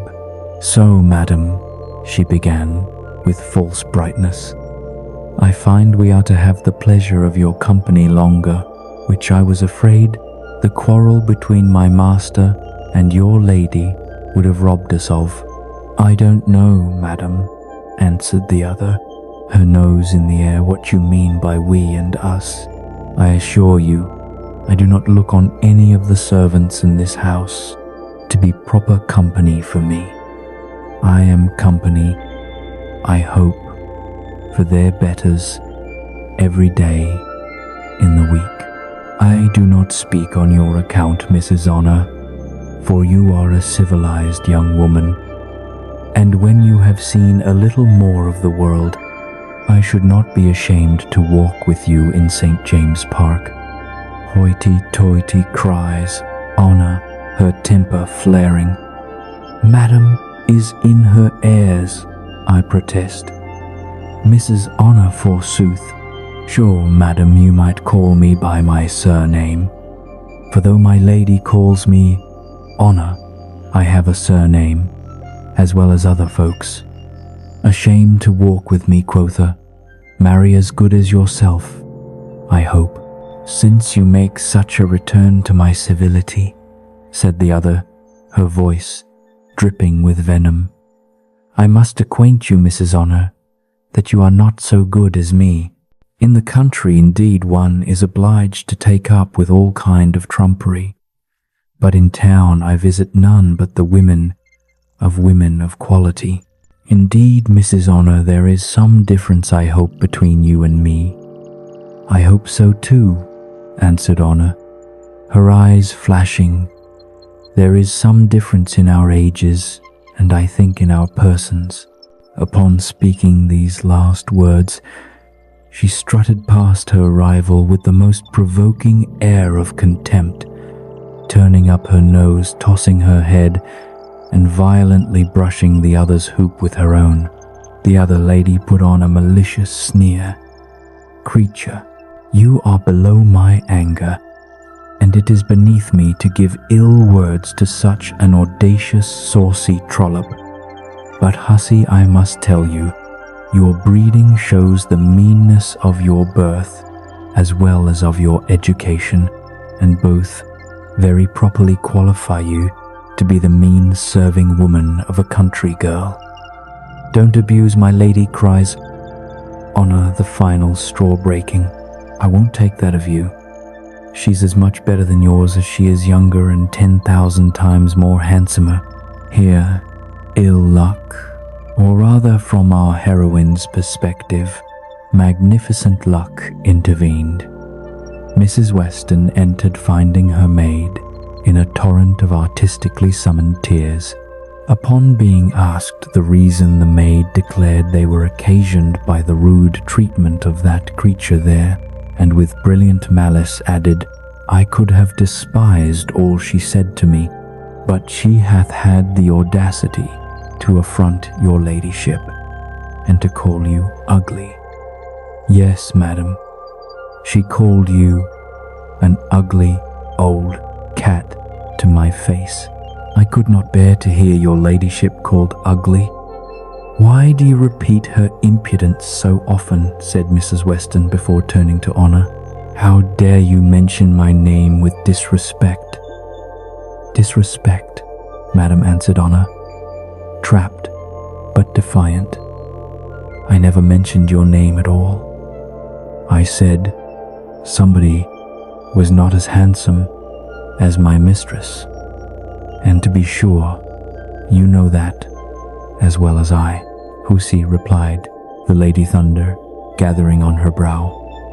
I will make such a saucy trollop as yourself know that I am not a proper subject of your discourse, and if my brother doth not discharge you this moment, I will never sleep in his house again.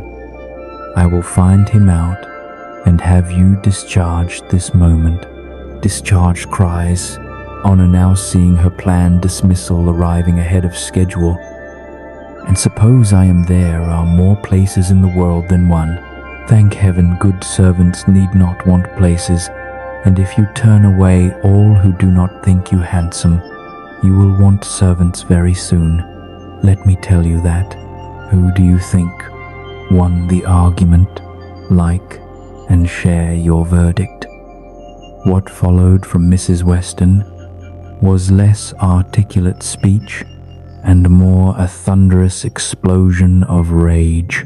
She then departed to find her brother, her countenance so transformed by fury that she resembled one of the mythological furies more than a human creature.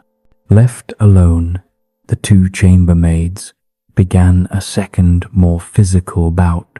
This active combat, a flurry of nails and torn fabric, ended in a victory for the lady of inferior rank, though not without casualties on both sides.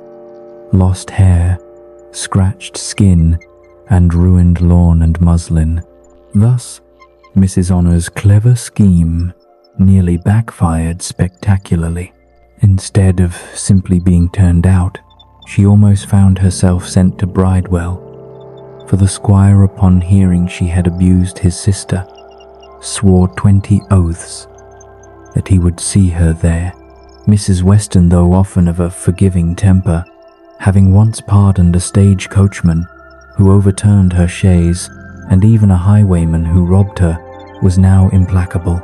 No penitence from Honor, no entreaties from Sophia for her own servant could sway her. She demanded the full measure of justice, or rather a syllable more, justiceship. Luckily, the parish clerk possessed the one qualification every justice's clerk must have: a sliver of legal knowledge. He whispered to the squire that committing a girl to Bridewell for mere ill-breeding, with no breach of the peace, would exceed his authority. The squire, who in matters of game laws considered himself a law unto himself, was finally cautious, having already 2 informants against him in the King's Bench, thus putting on a profoundly wise countenance, and after a preamble of hums and ha's, he told his sister that upon mature deliberation, as there was no breaking up of the peace, such as the law calls breaking open a door, or breaking a hedge, or breaking a head, the matter did not amount to a felonious kind of a thing. A learned, nonsensical dispute on law ensued between brother and sister, which was finally referred to the clerk, who decided in favor of the magistrate. Mrs. Western was obliged to content herself with Honor simply being turned away, to which Sophia, concealing her triumph, very readily and cheerfully consented. Fortune having had her sport, now disposed all matters to our heroine's advantage. Honor, secure from Bridewell, played her part to perfection, resigning her place with an air of contempt, as if she were leaving a position of the highest importance. Under the pretext of her dismissal, she was able to pack her things, including a small portmanteau for Sophia, and depart that very evening to the satisfaction of all, but of none more than Sophia, who now awaited the ghostly hour of 12 for her own escape. But first, she endured 2 painful audiences. Her aunt was more peremptory than ever, but her father was violently outrageous, thundering and raging, until he frightened her into a semblance of compliance. The words, "You know, sir, I must not, nor can refuse to obey any absolute command of yours," were all he needed to hear. His transformation was instantaneous and shocking. Frowns became smiles, menaces became promises. He vowed his soul was wrapped in hers, gave her a large bank bill for trinkets, and embraced her with tears of joy springing from the same eyes that had moments before shot fury. This sudden, overwhelming display of conditional love had a profound effect on Sophia's tender heart. It suggested a thought that all her aunt's sophistry and her father's threats had not the immense happiness her simple consent would bring him. Her deep piety framed this as a heroic act of obedience. The idea of herself as a martyr to filial duty even tickled her sense of pride. She was charmed by the contemplation of such virtue. But then Cupid who had been hiding in her muff, crept out. In truth, the thought of her beloved Jones and the distant hopes he represented immediately demolished the grand edifice of sacrifice that filial love, piety, and pride had labored to build. Her heart in the end would not be commanded. The reader will, I trust, recall that we left Mr. Jones at the opening of this book, a solitary figure on the road to Bristol, his heart a heavy weight within him, his determination to seek his fortune at sea was in truth a thin veil for a more desperate impulse to fly from his fortune on shore, to outrun the crushing weight of his despair. It happened then, a circumstance not at all unusual for those guided more by pride than by geography, that the fellow who undertook to conduct him was himself profoundly unacquainted with the way, having missed the correct track and being too ashamed to ask for directions. He led a meandering, pointless dance across the countryside until night began to fall, painting the sky in shades of deepening blue and grey. Jones, whose suspicions had been growing with every redundant mile, voiced his apprehensions to the guide. The man, however, insisted with the blustering confidence of the profoundly lost that they were in the right road. It would be very strange, he declared, if I should not know the road to Bristol, though in reality it would have been a miracle, for he had never travelled it in his life. Jones's faith was not so implicit. Upon arriving at a small anonymous village, he hailed the first man he saw. "Are we in the road to Bristol?" he asked, his patience frayed. "Whence did you come?" countered the fellow, a philosopher of the roads who believed all journeys must be understood from their origin. "No matter," said Jones a little hastily. "I want to know if this be the road to Bristol." "The road to Bristol," cried the man, scratching his head as if searching for the memory in his scalp. "Why, meester, I believe you will hardly get to Bristol this way tonight. Prithee, friend." "Then," answered Jones, his voice tight, "do tell us which is the way." "Why, meester," cried the fellow, "you must be come out of your road, the Lord knows whither, for thick way goeth to Gloucester." "Well, and which way goes to Bristol?" said Jones, clinging to simplicity. "Why, you be going away from Bristol," answered the fellow with infuriating clarity. Then said Jones, the truth dawning, "We must go back again." "Aye, you must," said the fellow. "Well, and when we come back to the top of the hill, which way must we take?" "Why, you must keep the straight road." "But I remember there are two roads, one to the right and the other to the left." "Why, you must keep the right-hand road and then go straight forwards. Only remember to turn first to your right, and then to your left again, and then to your right, and that brings you to the squire's, and then you must keep straight forwards and turn to the left." Another fellow now approached, and being informed of their dilemma, he too first scratched his head, then leaned upon his pole as if it were the staff of knowledge itself.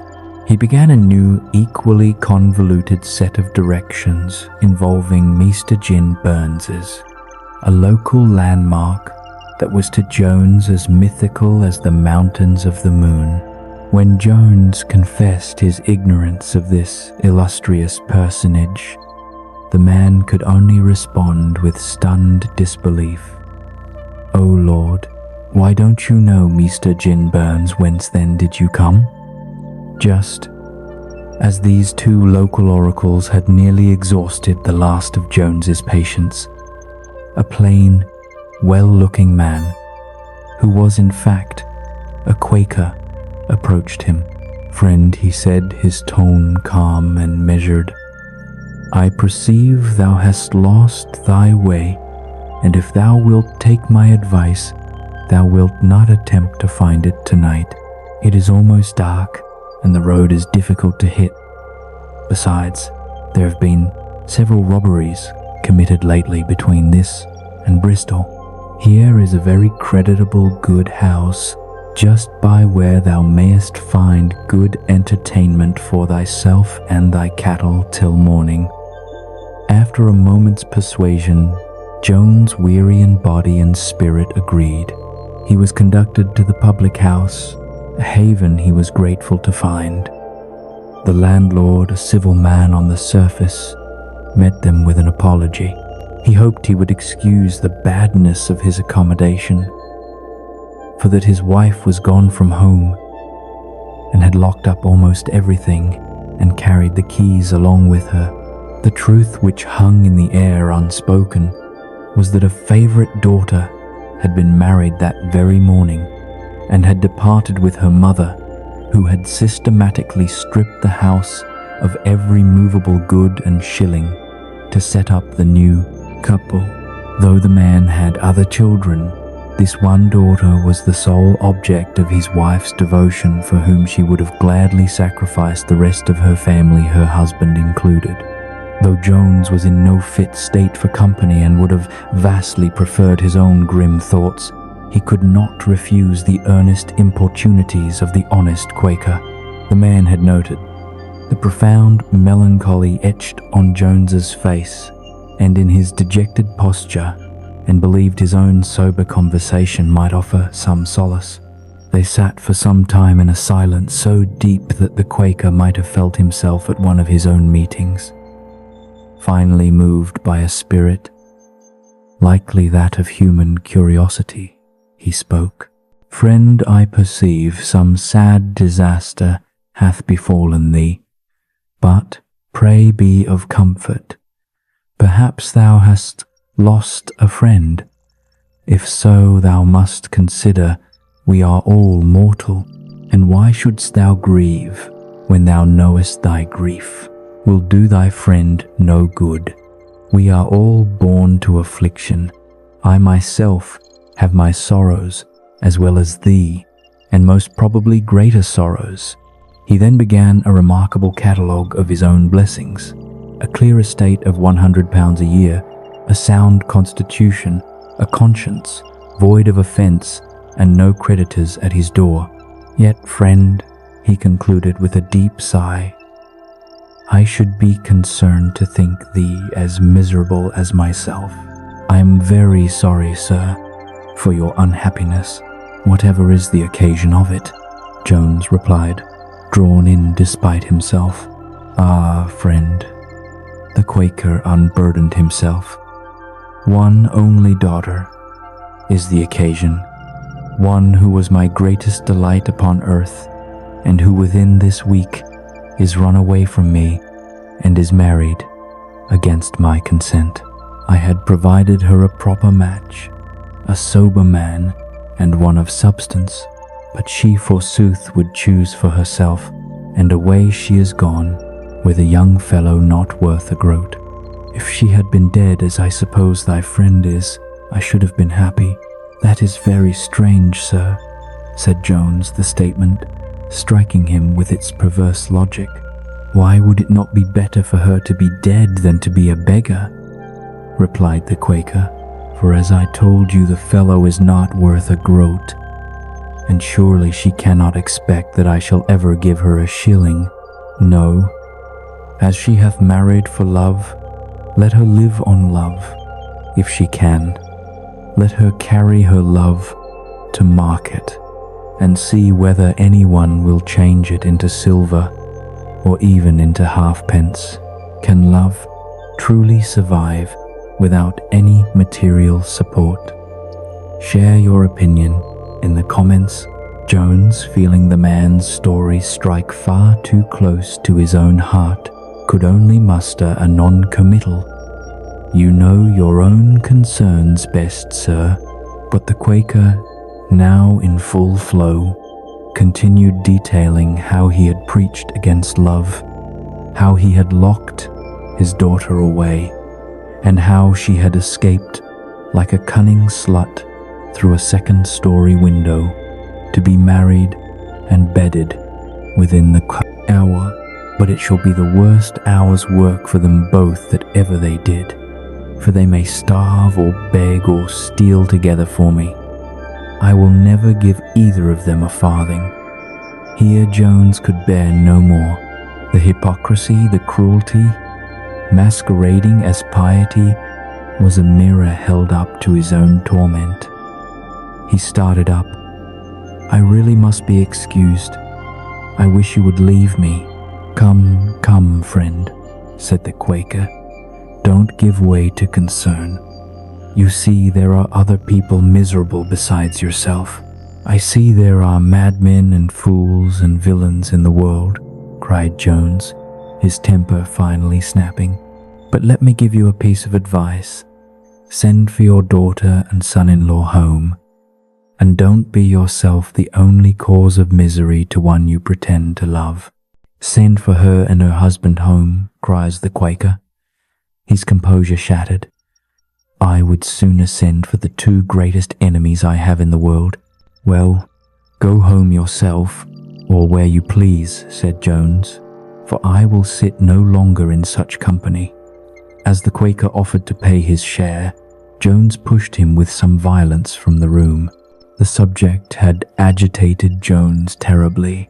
He had stared wildly throughout the conversation. This, combined with his violent outburst, convinced the honest Quaker that his companion was quite mad.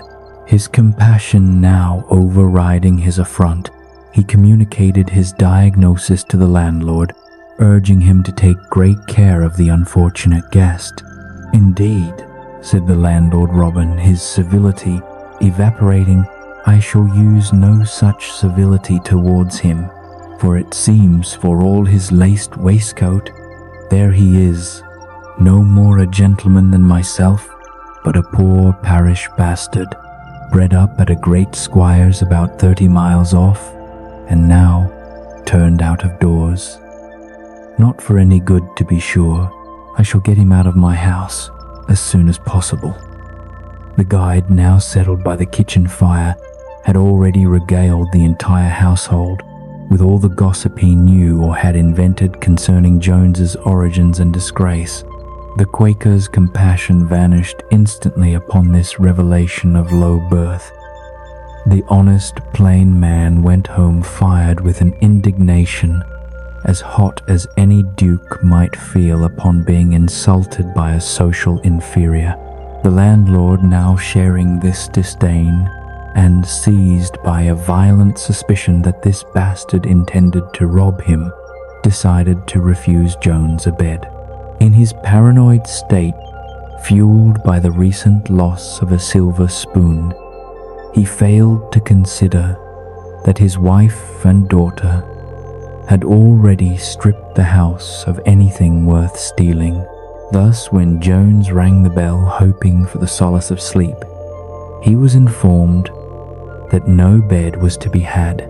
Accepting this latest rejection with a weary resignation that spoke volumes of his state of mind, he betook himself to a great chair made with rushes.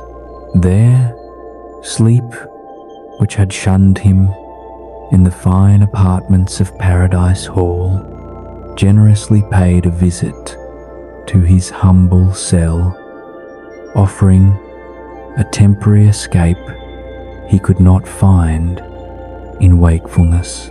As for the landlord, gripped by groundless fear, he kept a vigil by the kitchen fire, watching the only door to the room where Jones slept, a prisoner of his own misfortune and the world's contempt. The landlord Robin planted his chair directly opposite the parlor door, a self-appointed sentinel determined to keep his vigil the entire night. For a time, the guide and another local fellow kept him company, though they were ignorant of his specific suspicions and had none of their own. Their vigil, however, was doomed by a far more potent force than duty, the strength and quality of the house ale. Having consumed a heroic quantity, they progressed from noisy boisterousness to a profound, stertorous slumber, leaving Robin alone in his watch. But no amount of liquor could calm the tempest of Robin's fears. He remained stubbornly awake, his eyes glued to the door behind which the dangerous bastard slept, until a sudden, violent thundering at the outer gate shattered the silence. It was a sound that demanded immediate obedience. He rushed to open it, and no sooner had he drawn the bolt than his kitchen was overrun, filled to bursting with gentlemen in the bright red coats of the king's army. They rushed in with a tumultuous energy, as if they intended to take his humble public house by storm. Robin was instantly drafted from his guard post to a new, more demanding duty, serving as commissary to this thirsty company. They called for beer with a unified eagerness that brooked no delay. Upon his second or third return from the cellar laden with foaming tankards, he was met with a sight that gave him pause. There, standing before the fire in the midst of the boisterous soldiers, was Mr. Jones. It may easily be believed that the arrival of such spirited company, with all its clatter and clamour, was more than sufficient to rouse anyone from sleep, save for that final rest from which we are to be awakened only by the last trumpet. Once the company had pretty well slaked its collective thirst, the inevitable and often treacherous moment arrived, the reckoning. This is a circumstance frequently productive of much mischief and discontent among the inferior rank of gentry, who often find it extraordinarily difficult to assess the sum with exact distributive justice, whereby each man pays in precise proportion to what he has consumed. The difficulty was particularly acute on this occasion, exacerbated by the fact that some gentlemen, in their extreme hurry to rejoin the march, had departed after their first draught, their memories conveniently or genuinely cleansed of any obligation to the tally. A violent dispute now erupted. It was a debate in which every word might be said to have been sworn upon oath, for the oaths were at least equal in number to all other words spoken. The entire company vociferated at once, each man a paragon of injured innocence, wholly bent on minimizing the share that fell to his name. The most probable conclusion foreseen was that a large portion of the bill would be left for the landlord to cover, or what is much the same thing, in the end, would simply remain forever unpaid. Throughout this cacophony, Mr. Jones was engaged in a separate conversation with the sergeant, who observed the melee with professional detachment. This officer was privileged by immemorial custom from all such financial contributions, a noble tradition of the service. The dispute grew so warm, it threatened to escalate into a military engagement of its own, when Jones, stepping forward into the center of the fray, silenced the clamor with a single decisive declaration. He would pay the entire reckoning, which, after all the sound and fury, amounted to no more than 3 shillings and 4pence. This act of unexpected largesse procured Jones an immediate torrent of thanks and applause. The terms honorable, noble, and worthy gentleman resounded through the low-beamed room. Even my landlord Robin felt his prejudice begin to crumble, almost disbelieving the sordid account given by the guide. Here was generosity, a quality he associated with his betters. The sergeant, now looking upon Jones with renewed interest, had informed him that they were marching against the rebels and expected to be commanded by the glorious Duke of Cumberland. By this, the reader may perceive a circumstance we have not thought necessary to communicate before, that this was the very height of the late rebellion. The banditti of the Pretender had marched into England, and the air was thick with the belief that a great battle was imminent, a fight for the very metropolis itself. Jones had always possessed heroic ingredients in his composition, and was a hearty well-wisher to the glorious cause of liberty and the Protestant religion. It is no wonder, therefore, that in his current circumstances, cast out friendless, and seeking any purpose to give shape to his despair, it should occur to him to serve as a volunteer in this expedition.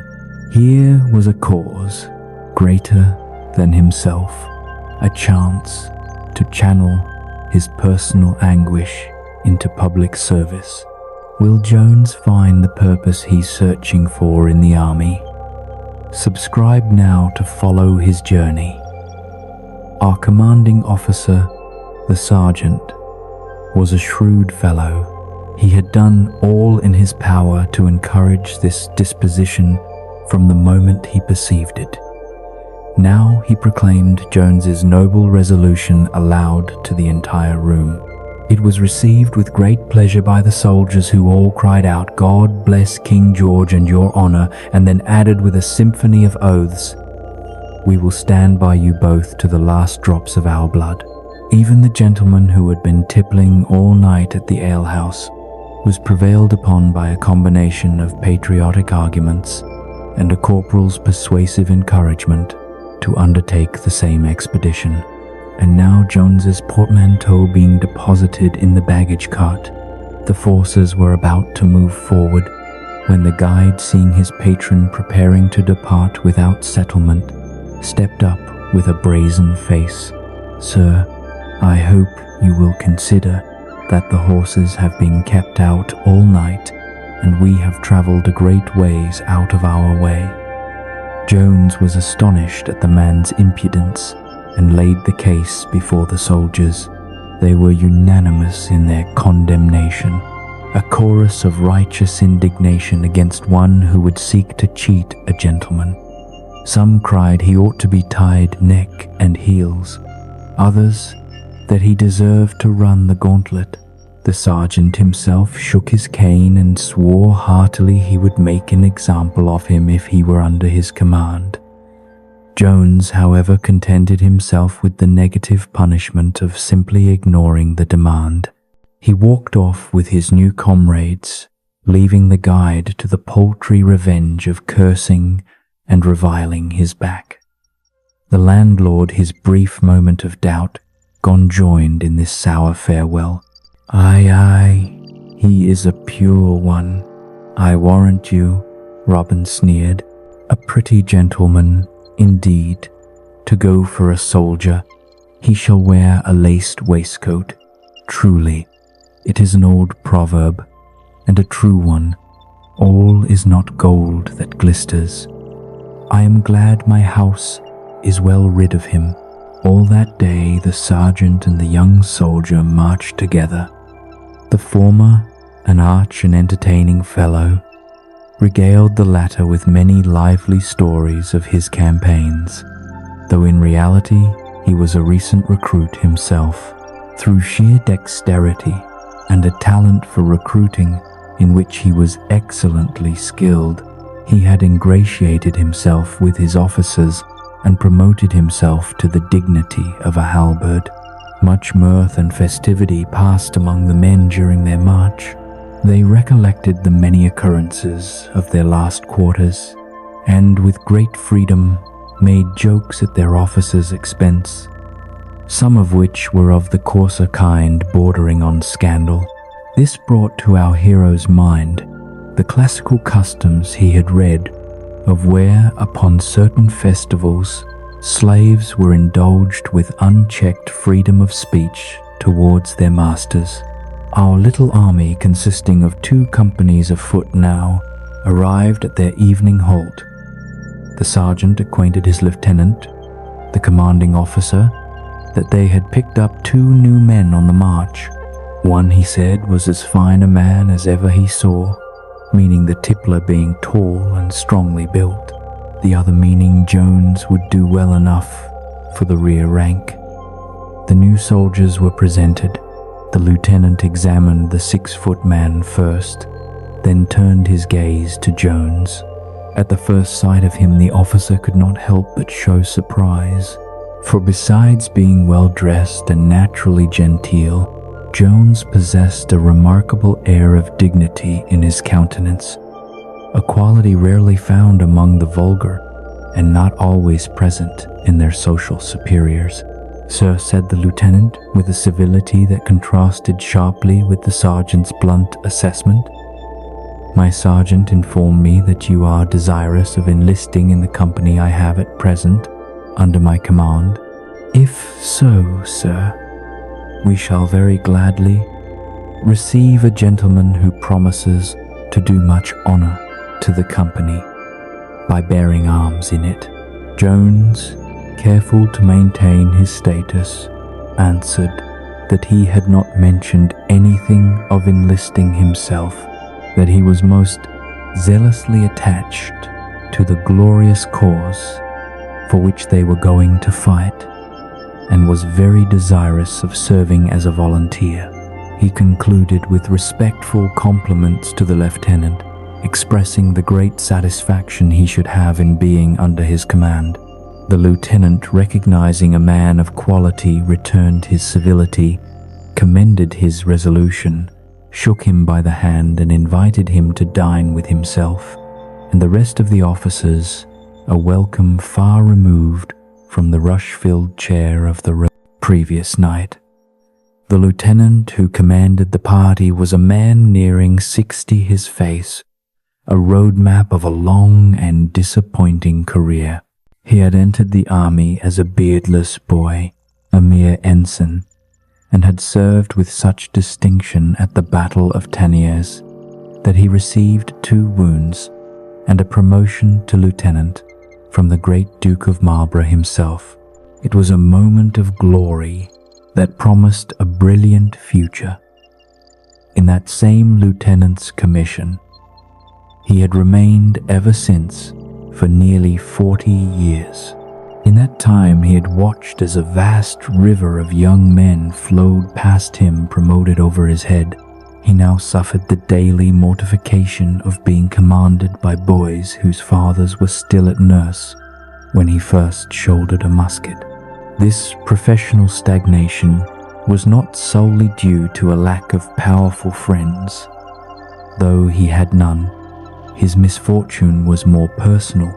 He had incurred the lasting, implacable displeasure of his colonel, a man who commanded the regiment for many years. This enmity did not spring from any neglect of duty or fault in the lieutenant himself, but solely from the indiscretion of his wife. She was a woman of remarkable beauty, and though she was devotedly fond of her husband, she refused to purchase his preferment at the expense of her own virtue, resisting the certain favors the colonel required of her. The tragedy of the poor lieutenant was compounded by his ignorance. While he felt the chilling effects of his colonel's enmity in every passed-over promotion, he never knew or suspected its cause. He could not conceive of an ill will for which he was utterly blameless. His wife, fearing what her husband's fierce sense of honor might drive him to if he knew the truth, contented herself with the quiet victory of her preserved virtue, never boasting of the conquest she had made in resisting temptation. This unfortunate officer, for so I think he may rightly be called, was a man of many good qualities. He was religious, honest, and good-natured, and had comported himself with such integrity in his command that he was highly esteemed and beloved not only by his own company, but by the entire regiment. The other officers in his party provided a stark contrast. There was a French lieutenant who had been absent from France long enough to forget his own language, but not long enough in England to master another, leaving him in a linguistic limbo where he could barely make himself understood. There were also 2 ensigns, mere boys. One had been bred under an attorney, a background that lent him a certain low cunning, and the other was the son of a nobleman's butler, a fact he tried to obscure with bluster. As the dinner concluded, Joan, seeking to make conversation, recounted the boisterous merriment of the soldiers on their march. And yet, he added with a smile, notwithstanding all their vociferation, I dare swear they will behave more like Grecians than Trojans when they come to the enemy. Grecians and Trojans, sneered one of the ensigns, a man named Northerton. Who the devil are they? I have heard of all the troops in Europe, but never of any such as these. Don't pretend to more ignorance than you have, Mr. Northerton, said the lieutenant, a man of some learning.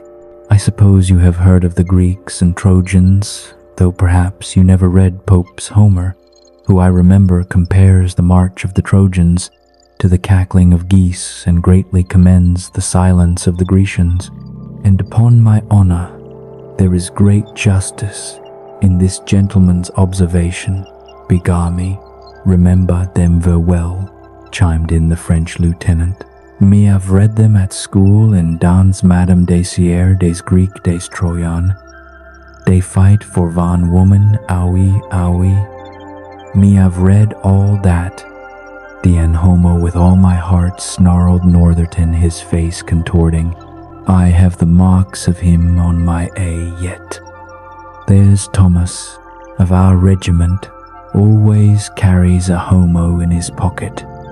Damn me, if ever I come at it, if I don't burn it. And there's Cordarius, another Dean's son of a whore that hath got me many a flogging. Then you have been at school?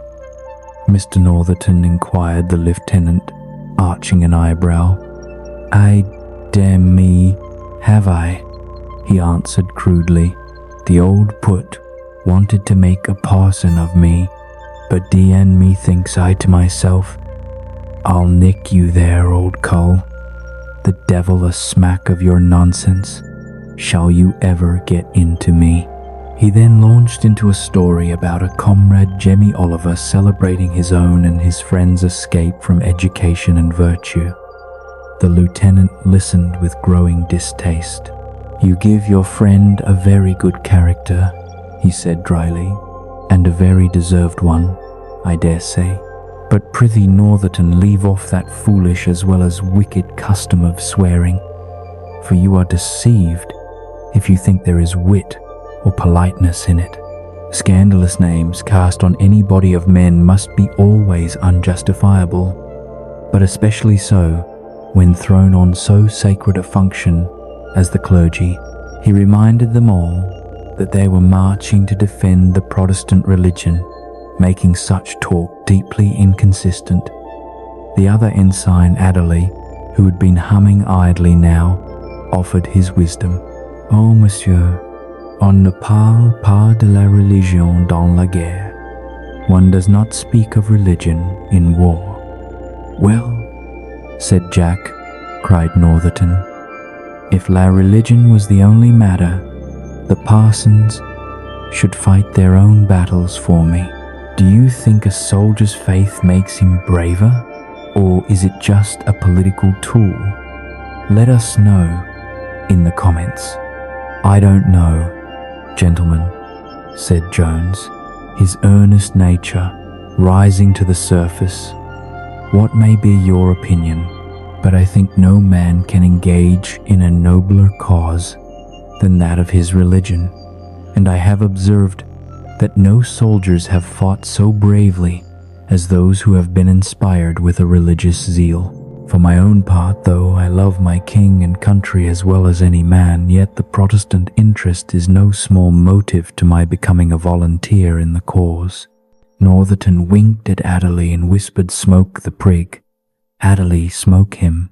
Then, turning to Jones with false civility, he said, "I am very glad, sir, you have chosen our regiment, for if our parson should at any time take a cup too much, I find you can supply his place. I presume, sir, you have been at the university. May I crave the favor to know what college, sir?" answered Jones. "So far from having been at the university, I have even had the advantage of yourself, for I was never at school." The ensign's insult was poorly veiled. "I presumed only upon the information of your great learning." "Oh, sir," answered Jones, with a sharpness that belied his gentle nature, "it is as possible for a man to know something without having been at school as it is to have been at school and to know nothing." "Well said, young volunteer," cried the lieutenant, enjoying the counter. "Upon my word, Northerton, you had better let him alone, for he will be too hard for you." Northerton seethed, but found the provocation insufficient for a direct challenge. He stored his resentment, waiting for a better opportunity. The conversation turned to toasts.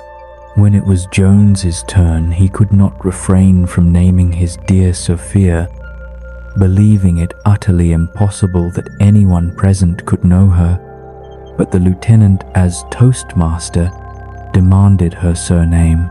After a moment's hesitation, Jones uttered the fateful name, "Miss Sophia Western." Northerton saw his chance. With a malicious grin, he declared he would not drink her health unless someone would vouch for her. "I knew one Sophie Western," he said, his voice dripping with feigned nonchalance that was lain with by half the young fellows at Bath, "and perhaps this is the same woman." Jones, his heart pounding, solemnly assured him it was not, stating she was a lady of great fashion and fortune. "Aye, aye," said the ensign, "and so she is. Dan me, it is the same woman." He then began to describe her person with shocking accuracy, concluding that her father had a great estate in Somersetshire. The tenderness of lovers is a fragile thing, and it cannot abide jesting with the names of their mistresses. A cold fury settled over Jones. "Pray, sir," he said, his voice low and stern, "choose some other subject for your wit, for I promise you I will bear no jesting with this lady's character." "Jesting," cried Northerton. "Dan me if ever I was more in earnest in my life." "Then I must tell you in earnest," Jones replied, the words cutting through the air, "that you are one of the most impudent rascals upon earth." He had no sooner spoken than Northerton, with a volley of curses, discharged a full bottle at Jones's head. It struck him just above the right temple with a sickening thud, and he fell to the ground motionless.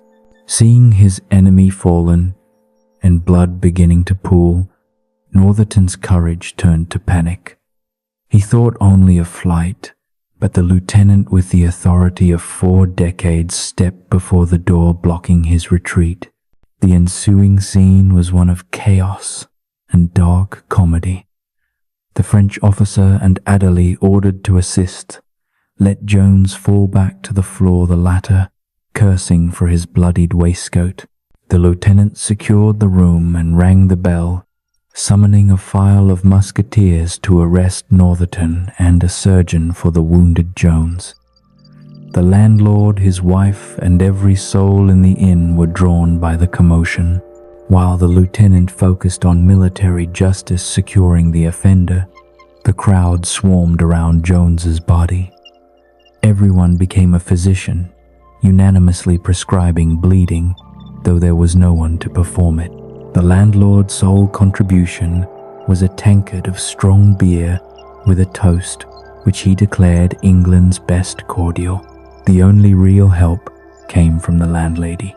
With a practical compassion, she cut off a lock of her own hair to staunch the wound, chafed his temples, and scoffing at her husband's beer, fetched her own private bottle of brandy, forcing a large draught down Jones's throat as he slowly returned to his senses.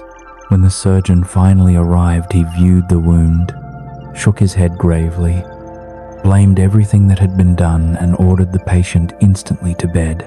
There we shall leave our hero, his fortunes having plummeted from the despair of exile to the stark silence of unconsciousness, all for the honor of a lady whose very name had become a weapon in the hands of a scoundrel. As the wounded man was carried to his bed and the chaotic inn began to settle into a hushed, post-traumatic calm, the landlady saw an opportunity to curry favor. She approached the lieutenant, her voice a confiding whisper. "I am afraid, sir," said she, bobbing a curtsy, "this young man did not behave himself as well as he should do, to your honors, and if he had been killed, I suppose he had but his deserts. To be sure, when gentlemen admit inferior parsons into their company, they oft to keep their distance. But as my first husband used to say, few of them know how to do it. For my own part, I am sure I should not have suffered any fellows to include themselves into gentlemen's company. But I thought he had been an officer himself, till the sergeant told me he was but a recruit." Her words were a sycophantic dance, aligning herself with power and distancing herself from the victim she had just been nursing with brandy. "Landlady," answered the lieutenant, his tone firm and corrective, "you mistake the whole matter. The young man behaved himself extremely well, and is, I believe, a much better gentleman than the ensign who abused him. If the young fellow dies, the man who struck him will have most reason to be sorry for it, for the regiment will get rid of a very troublesome fellow who is a scandal to the army, and if he escapes from the hands of justice, blame me, madam. That's all." The landlady's worldview pivoted on a sixpence. Aye, good lack-a-day," she exclaimed, her hands fluttering. "Who could have thought it? I am satisfied your honor will see justice done, and to be sure, it oft to be to everyone. Gentlemen oft not to kill poor folks without answering for it. A poor man hath a soul to be saved as well as his betters."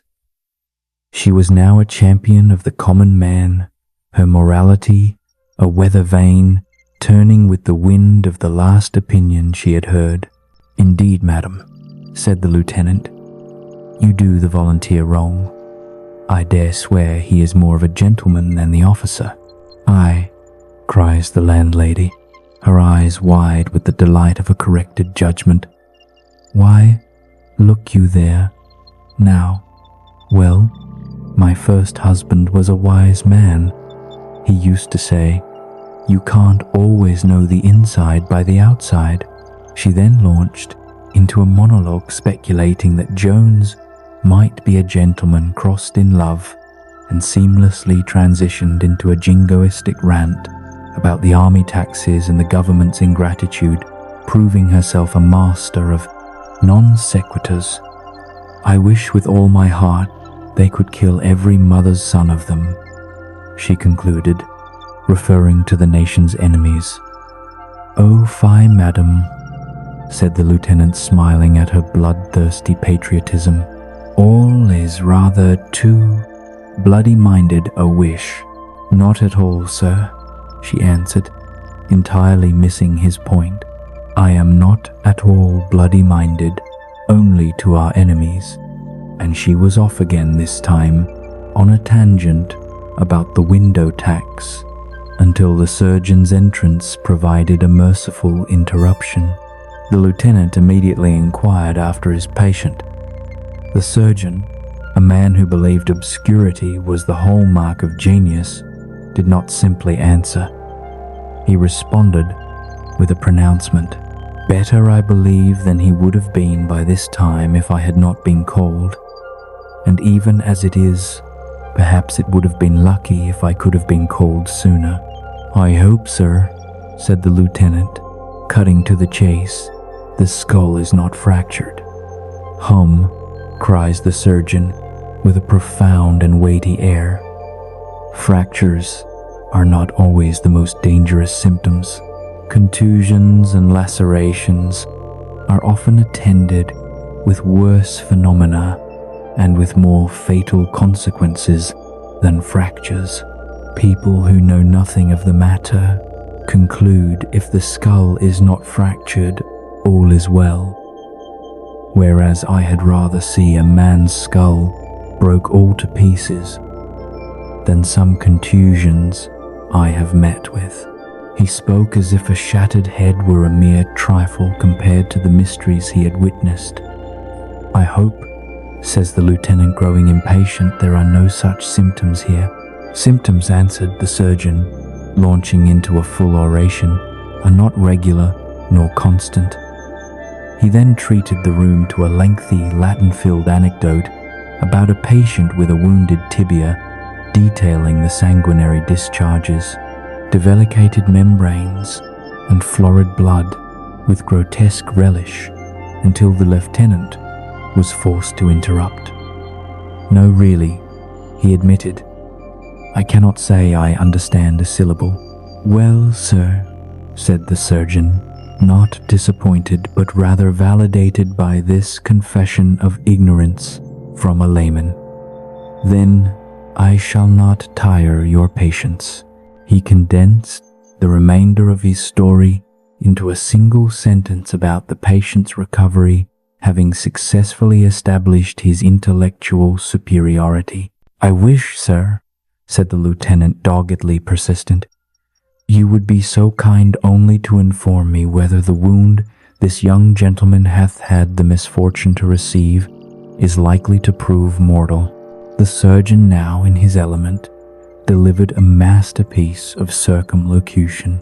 "Sir," he intoned to say, "whether a wound will prove mortal or not, at first, dressing would be very weak and foolish. Presumption, we are all mortal, and symptoms often occur in a cure which the greatest of our profession could never foresee." It was a statement designed to sound profound while communicating absolutely nothing. "But do you think him in danger?" says the other, finally forcing a direct question. "In danger? Aye, surely," cries the doctor, as if the question were an insult to his intelligence. "Who is there among us who in the most perfect health can be said not to be in danger? Can a man, therefore, with so bad a wound as this, be said to be out of danger, having firmly established that life itself is a fatal condition?" He prescribed water gruel and took his leave, after condescending to allow the landlady's suggestions of sackway chicken broth and jellies, merely to secure his future custom. Do you trust the surgeon's diagnosis? Subscribe to see if Jones recovers. The lieutenant, having collected from this learned discourse only that Jones was in grave peril, reinforced the guard on Northerton. That evening, however, he paid a visit to Jones's chamber, and found to his astonishment the patient alert and claiming to feel well save for extreme soreness. Jones insisted that, were it not for the surgeon's orders, he would have risen already. "I should be very glad," quoth the lieutenant, "if you was as well as you fancy yourself, for then you could be able to do yourself justice immediately. But I am afraid you think yourself better than you are, and he would have too much advantage over you."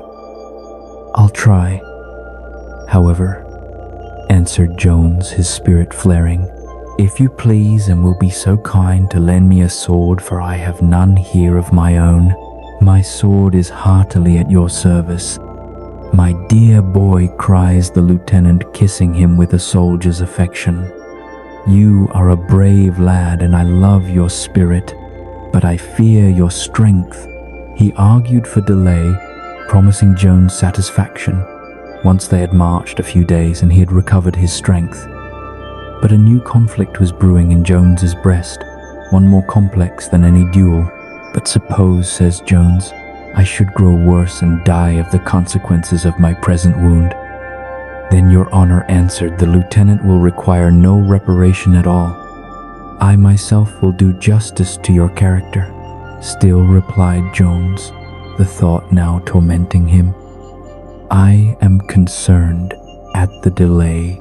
I am almost afraid to mention it to you who are a soldier. But though I have been a very wild young fellow, still in my most serious moments, and at the bottom, I am really a Christian." This confession sparked a fascinating debate on the morality of vengeance. The lieutenant, though a professed Christian, held a more pragmatic faith. "I remember I once put the case to our chaplain over a bowl of punch," he said, "and he confessed there was much difficulty in it, but he said he hoped there might be a latitude granted to soldiers in this one instance. I love my religion very well, but I love my honor more. There must be some mistake in the wording the text, or in the translation, or in the understanding it, or somewhere or other." Here was the central tragicomic conflict of a military man's life: the command of Christ to turn the other cheek versus the code of honor that demanded a violent response to insult. The lieutenant resolved it by simply assuming Scripture must be in error where it conflicted with his world view. But though the lieutenant's reasoning was satisfactory to himself, it was not so to Jones. The young man, alone with his conscience, revolved the matter in his thoughts. The command to forgive felt clear and divine. The demand for vengeance felt base and worldly. Lying there in his weakened state, the gravity of his soul weighed more heavily than the injury to his head. He came to a resolution, a decision born not of cowardice, but of a newfound struggling piety. What that resolution was, the reader will discover in the next chapter. Having consumed a vast quantity of the landlady's restorative chicken broth, and feeling he could have easily devoured the rooster it was made from, along with a pound of bacon, Jones found himself brimming with a sense of robust health and simmering spirit. The surgeon's dire prognoses and the lieutenant's cautions melted away in the face of this visceral feeling of strength. His mind, now clear and single-purposed, resolved to get up and seek his enemy. But first, he sent for the sergeant, the first military man he had befriended. Unluckily, that worthy officer had, in the most literal sense, taken his fill of liquor and had retired to his bolster, where he was producing a symphony of snorts and gurgles so formidable that it seemed to drown out all other sound. Yet, at Jones's persistent bidding, a vociferous draw was employed to breach this auditory fortress. The sergeant, thus disturbed, arose, his clothes still on from the evening's revels, and promptly attended. Jones, exercising a caution that was perhaps prudent, given their short acquaintance, did not reveal his true design. He knew not that the halberdier was a man of honor who had killed his own man in a duel and would have guarded such a secret, faithfully expecting no reward for its betrayal. Instead, Jones began artfully. "Sergeant," said he, "now that I am entered into the army, I am ashamed to be without what is perhaps the most necessary implement of a soldier, a sword. I should be infinitely obliged if you could procure me one. I will give you any reasonable price, nor do I insist on silver-hilted, only a good blade, such as may become a soldier's thigh." The sergeant, who was well aware of the night's events and had heard Jones was at death's door, immediately concluded the poor volunteer was light-headed. Seeing an opportunity for profit, his ever-ready wit, in the common signification of the word, sprang into action. "Sir," he said, with unctuous solemnity, "I believe I can fit you. I have a most excellent piece of stuff by me. It is not indeed silver-hilted, which, as you say, doth not become a soldier, but the handle is decent enough, and the blade one of the best in Europe. It is a blade that in short I will fetch it you this instant, and you shall see it and handle it. I am glad to see your honor so well with all my heart." He returned swiftly and presented the sword. Jones took it, drew the blade and found it serviceable. He then bid the sergeant name his price. The sergeant, now convinced he was dealing with a dying man's delirium, launched into a grand harangue. He swore heartily that the blade was taken from a French officer of very high rank at the Battle of Dettingen. "I took it myself," he declared, puffing out his chest from his side after I had knocked him o' the head. "The hilt was a golden one that I sold to one of our fine gentlemen, for there are some of them, ain't please your honor, who value the hilt of a sword more than the blade." He was painting a masterpiece of martial pornography for what he thought was a captive, witless audience. Jones, impatient, begged him to name a price. The sergeant, fearing he would injure the man's family by asking too little, yet not wanting to seem outrageous, hesitated before naming 20 guineas, swearing he would not sell it for less to his own brother. 20 guineas, says Jones, in utter astonishment. "Sure, you think I am mad? Or that I never saw a sword in my life? Here, take the sword. No, now I think. I will keep it myself and show it your officer in the morning, acquainting him at the same time what a price you ask me for it." The sergeant's wit, always about him, now performed a masterful retreat. He counterfeited a surprise as great as Jones's own. "I am certain, sir, I have not asked you so much out of the way. Besides, you are to consider, I don't think 20 shillings was so much out of the way." 20 shillings, cries Jones.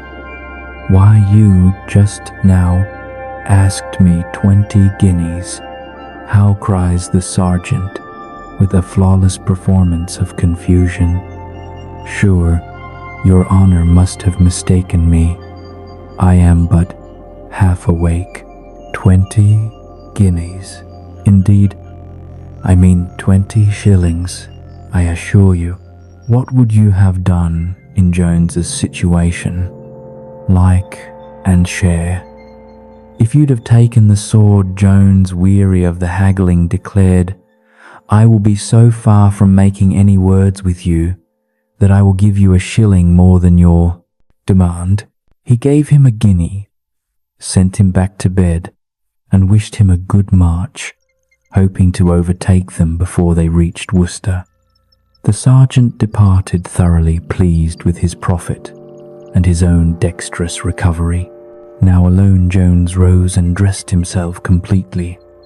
He put on his white coat, which displayed the rusty brownish streams of his own blood, like a macabre map of his injury. Grasping his new sword, he was about to leave, when the gravity of his mission suddenly seized him. He paused, reflecting that in a few minutes he might take a life or lose his own. Very well, he argued with himself. And in what cause do I venture my life? Why, in that of my honor. And who is this human being? A rascal who hath injured and insulted me without provocation. But is not revenge forbidden by heaven? Yes, but it is enjoined by the world. Well, but shall I obey the world in opposition to the express commands of heaven?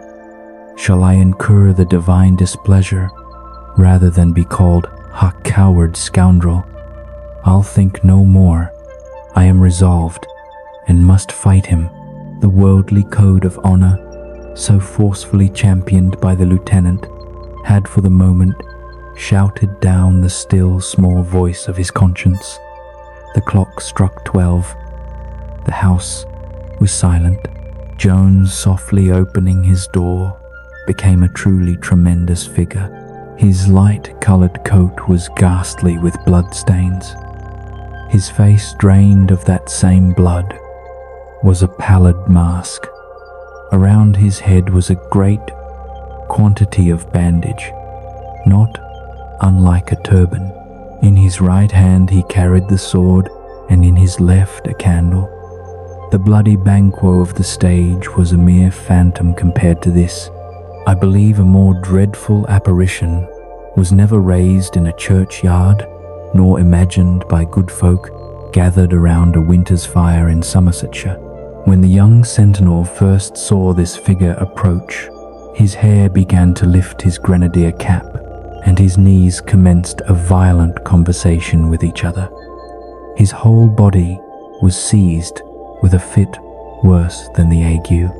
In his terror, he fired his musket and then fell flat on his face.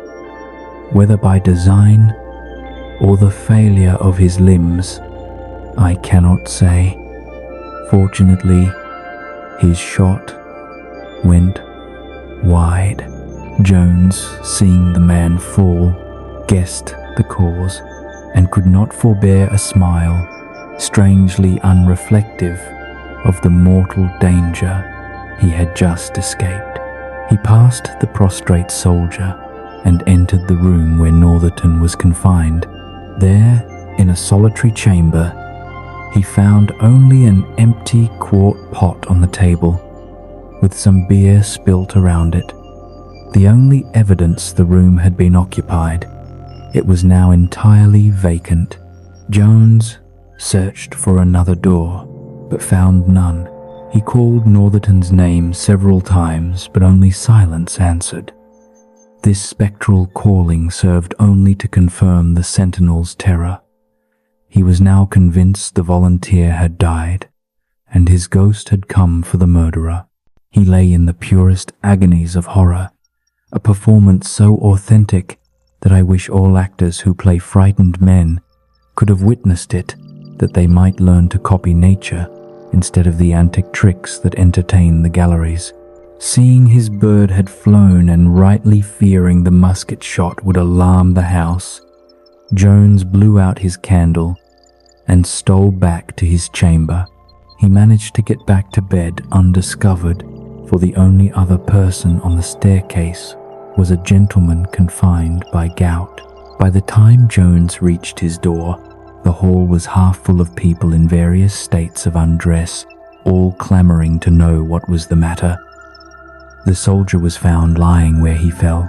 Some tried to raise him, thinking him dead, but he struggled and roared like a bull, imagining the hands upon him belonged to spirits or devils. His possessed imagination converted every sensation into a ghostly torment. Finally, overpowered and set upon his feet with candles brought to illuminate his ashen face, he came slightly to his senses. When asked what was the matter, he gasped, "I am a dead man, that's all I am, a dead man, I can't recover it, I have seen him." He then imprecated heavy curses upon himself. If he had not seen the dead volunteer all over blood, vomiting fire out of his mouth and nostrils, pass into Northerton's room and fly away with the ensign in a clap of thunder, this relation was received with wide-eyed belief by the women who prayed heaven to defend them. Among the men, faith was mixed with ridicule. The sergeant present answered coolly, "Young man, you will hear more of this for going to sleep and dreaming on your post." The soldier insisted I was as broad awake as I am now, and the devil carry me away as he hath the ensign, if I did not see the dead man as I tell you, with eyes as big and as fiery as two large flambeaux. The lieutenant and the landlady now arrived. The former, a religious but rational man, had no truck with such terrors, especially having just left Jones alive. The landlady, though not averse to believing in spirits, knew one part of the tale to be false. But one thing was certain, whether by thunder ghost or more earthly means, Northerton's body was no longer in custody. The lieutenant, forming a conclusion similar to the sergeant's, immediately ordered the terrified sentinel to be taken prisoner. Thus, in a strange but common military reversal, the guard became the guarded.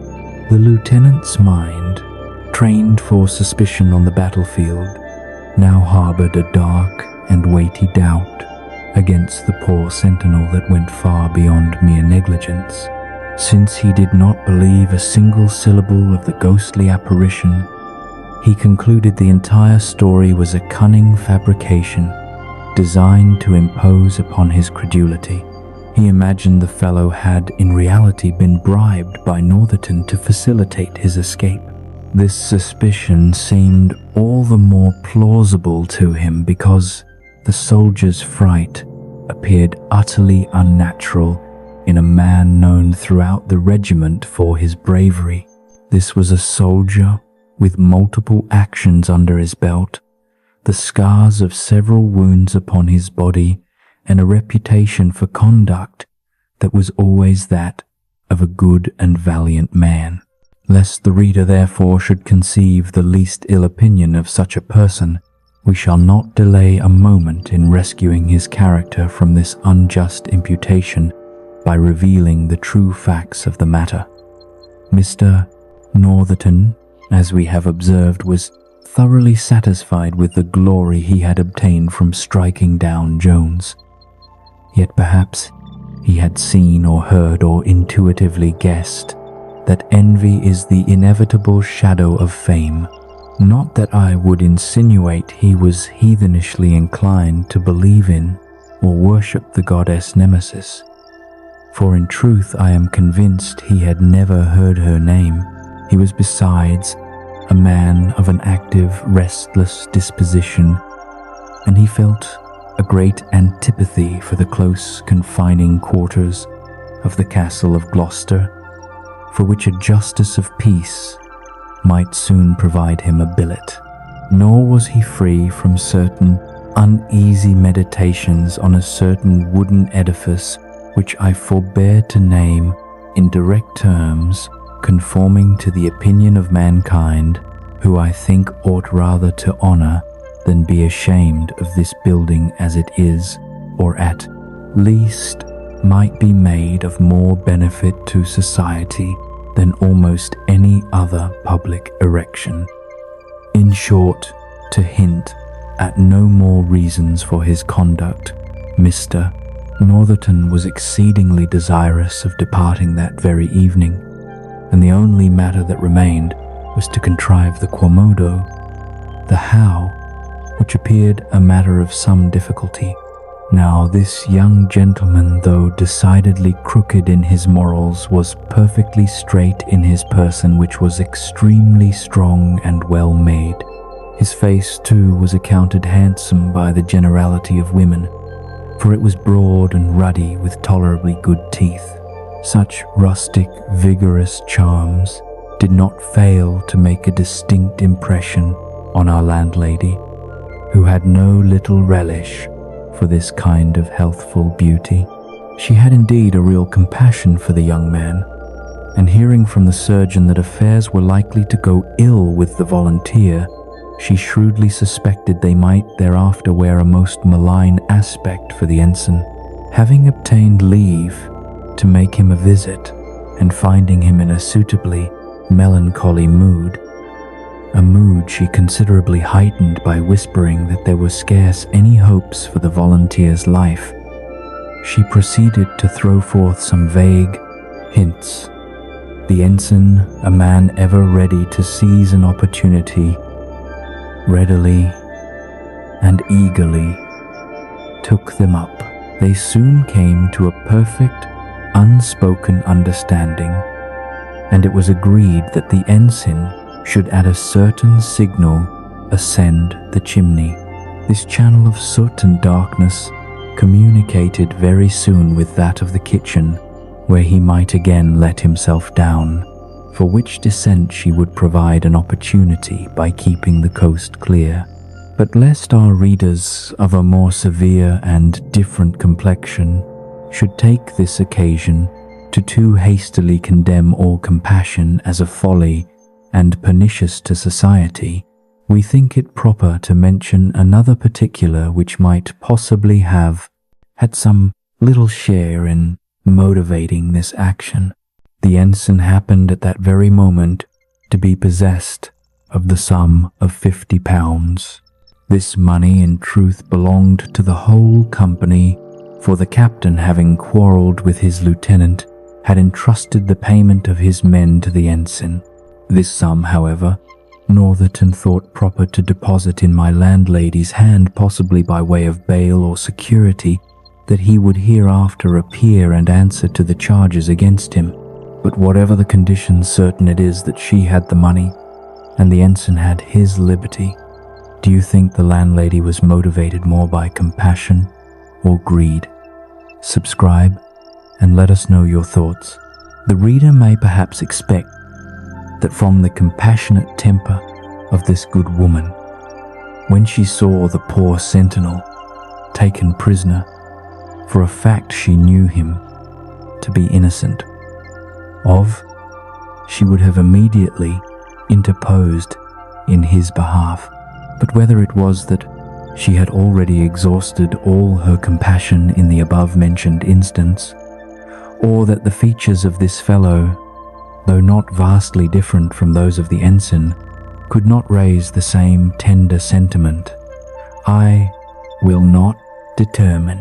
Far from being an advocate for the prisoner, she instead urged his guilt to the officer, declaring with uplifted eyes and hands that she would not have had any concern in the escape of a murderer for all the world, a statement of breathtaking hypocrisy. Everything was now once more quiet, and most of the company, their curiosity sated, returned to their beds. But the landlady, either from the natural activity of her disposition or from an abiding anxiety for her plate, having no propensity for sleep, prevailed upon the officers, who were to march within little more than an hour, to spend that time with her over a comforting bowl of punch. Throughout all this hurry and bustle, Jones had lain awake, listening to the commotion with growing curiosity. Desiring to know the particulars, he applied to his bell, which he rang at least 20 times without any effect. My landlady was in such high mirth with her company that no clapper could be heard there but her own. In the kitchen, the drawer and the chambermaid, who were sitting together, for neither dared he sit up nor she lie in bed, alone heard the bell perfectly well, yet the more it rang, the more they were frightened, as if nailed by terror to their chairs. At last, during a lucky lull in the conversation, the persistent sound reached the landlady's ears. She promptly summoned her servants, who instantly obeyed. "Joe," said the mistress, "don't you hear the gentleman's bell ring? Why don't you go up?" "It is not my business," answered the drawer with shaky defiance, "to wait upon the chambers. It is Betty chambermaid's." "If you come to that," answered the maid, her voice equally tremulous, "it is not my business to wait upon gentlemen. I have done it indeed sometimes, but the devil fetch me if ever I do again, since you make your preambles about it." The bell, still ringing violently, finally ignited the landlady's passion. She swore if the drawer did not go up immediately, she would turn him away that very morning. "If you do, madam," said he, with the courage of desperation, "I can't help it. I won't do another servant's business." She then applied herself to the maid, attempting to prevail by gentle means, but all was in vain. Betty was as inflexible as Joe. Both insisted it was not their business, and they would not do it. The lieutenant, observing this domestic standoff, fell into a fit of laughter. "Come," he said, "I will put an end to this contention." Turning to the servants, he first commended them for their resolution in not giving up the point, but then added with clever psychology that he was sure if one would consent to go, the other would. To this proposal, they both agreed in an instant, and accordingly went up the stairs very lovingly and close together, a united front against the spectral danger. When they were gone, the lieutenant appeased the wrath of the landlady by explaining the true cause of their supernatural fear. They returned shortly after, their faces pale but relieved, and acquainted their mistress that the sick gentleman was so far from being dead that he spoke as heartily as if he were well, and they added, "He gives his service to the captain, and should be very glad of the favor of seeing him before he marched." The good lieutenant immediately complied. Sitting down by Jones's bedside, he acquainted him with the whole scene that had happened below, concluding with his firm intention to make a severe example of the sentinel. Upon this, Jones related to him the whole truth of his own midnight sortie. He described his intention, his terrifying appearance, and the sentinel's genuine panicked reaction. He earnestly begged the lieutenant not to punish the poor soldier, who, "I am confident," said Jones, with great feeling, "is as innocent of the ensign's escape as he is of forging any lie or of endeavoring to impose on you." The lieutenant hesitated, weighing military discipline against evident truth. "Why, as you have cleared the fellow of one part of the charge," he said at length, "so it will be impossible to prove the other, because he was not the only sentinel on duty. But I have a good mind to punish the rascal for being a coward. Yet, who knows what effect the terror of such an apprehension may have? And to say the truth, he hath always behaved well against an enemy. Come, it is a good thing to see any sign of religion in these fellows, so I promise you, he shall be set at liberty when we march." Then, hearing the general's drum beat in the distance, he rose. "But hark, the general beats. My dear boy, give me another bus. Don't discompose nor hurry yourself, but remember the Christian doctrine of patience, and I warrant you will soon be able to do yourself justice, and to take an honorable revenge on the fellow who hath injured you."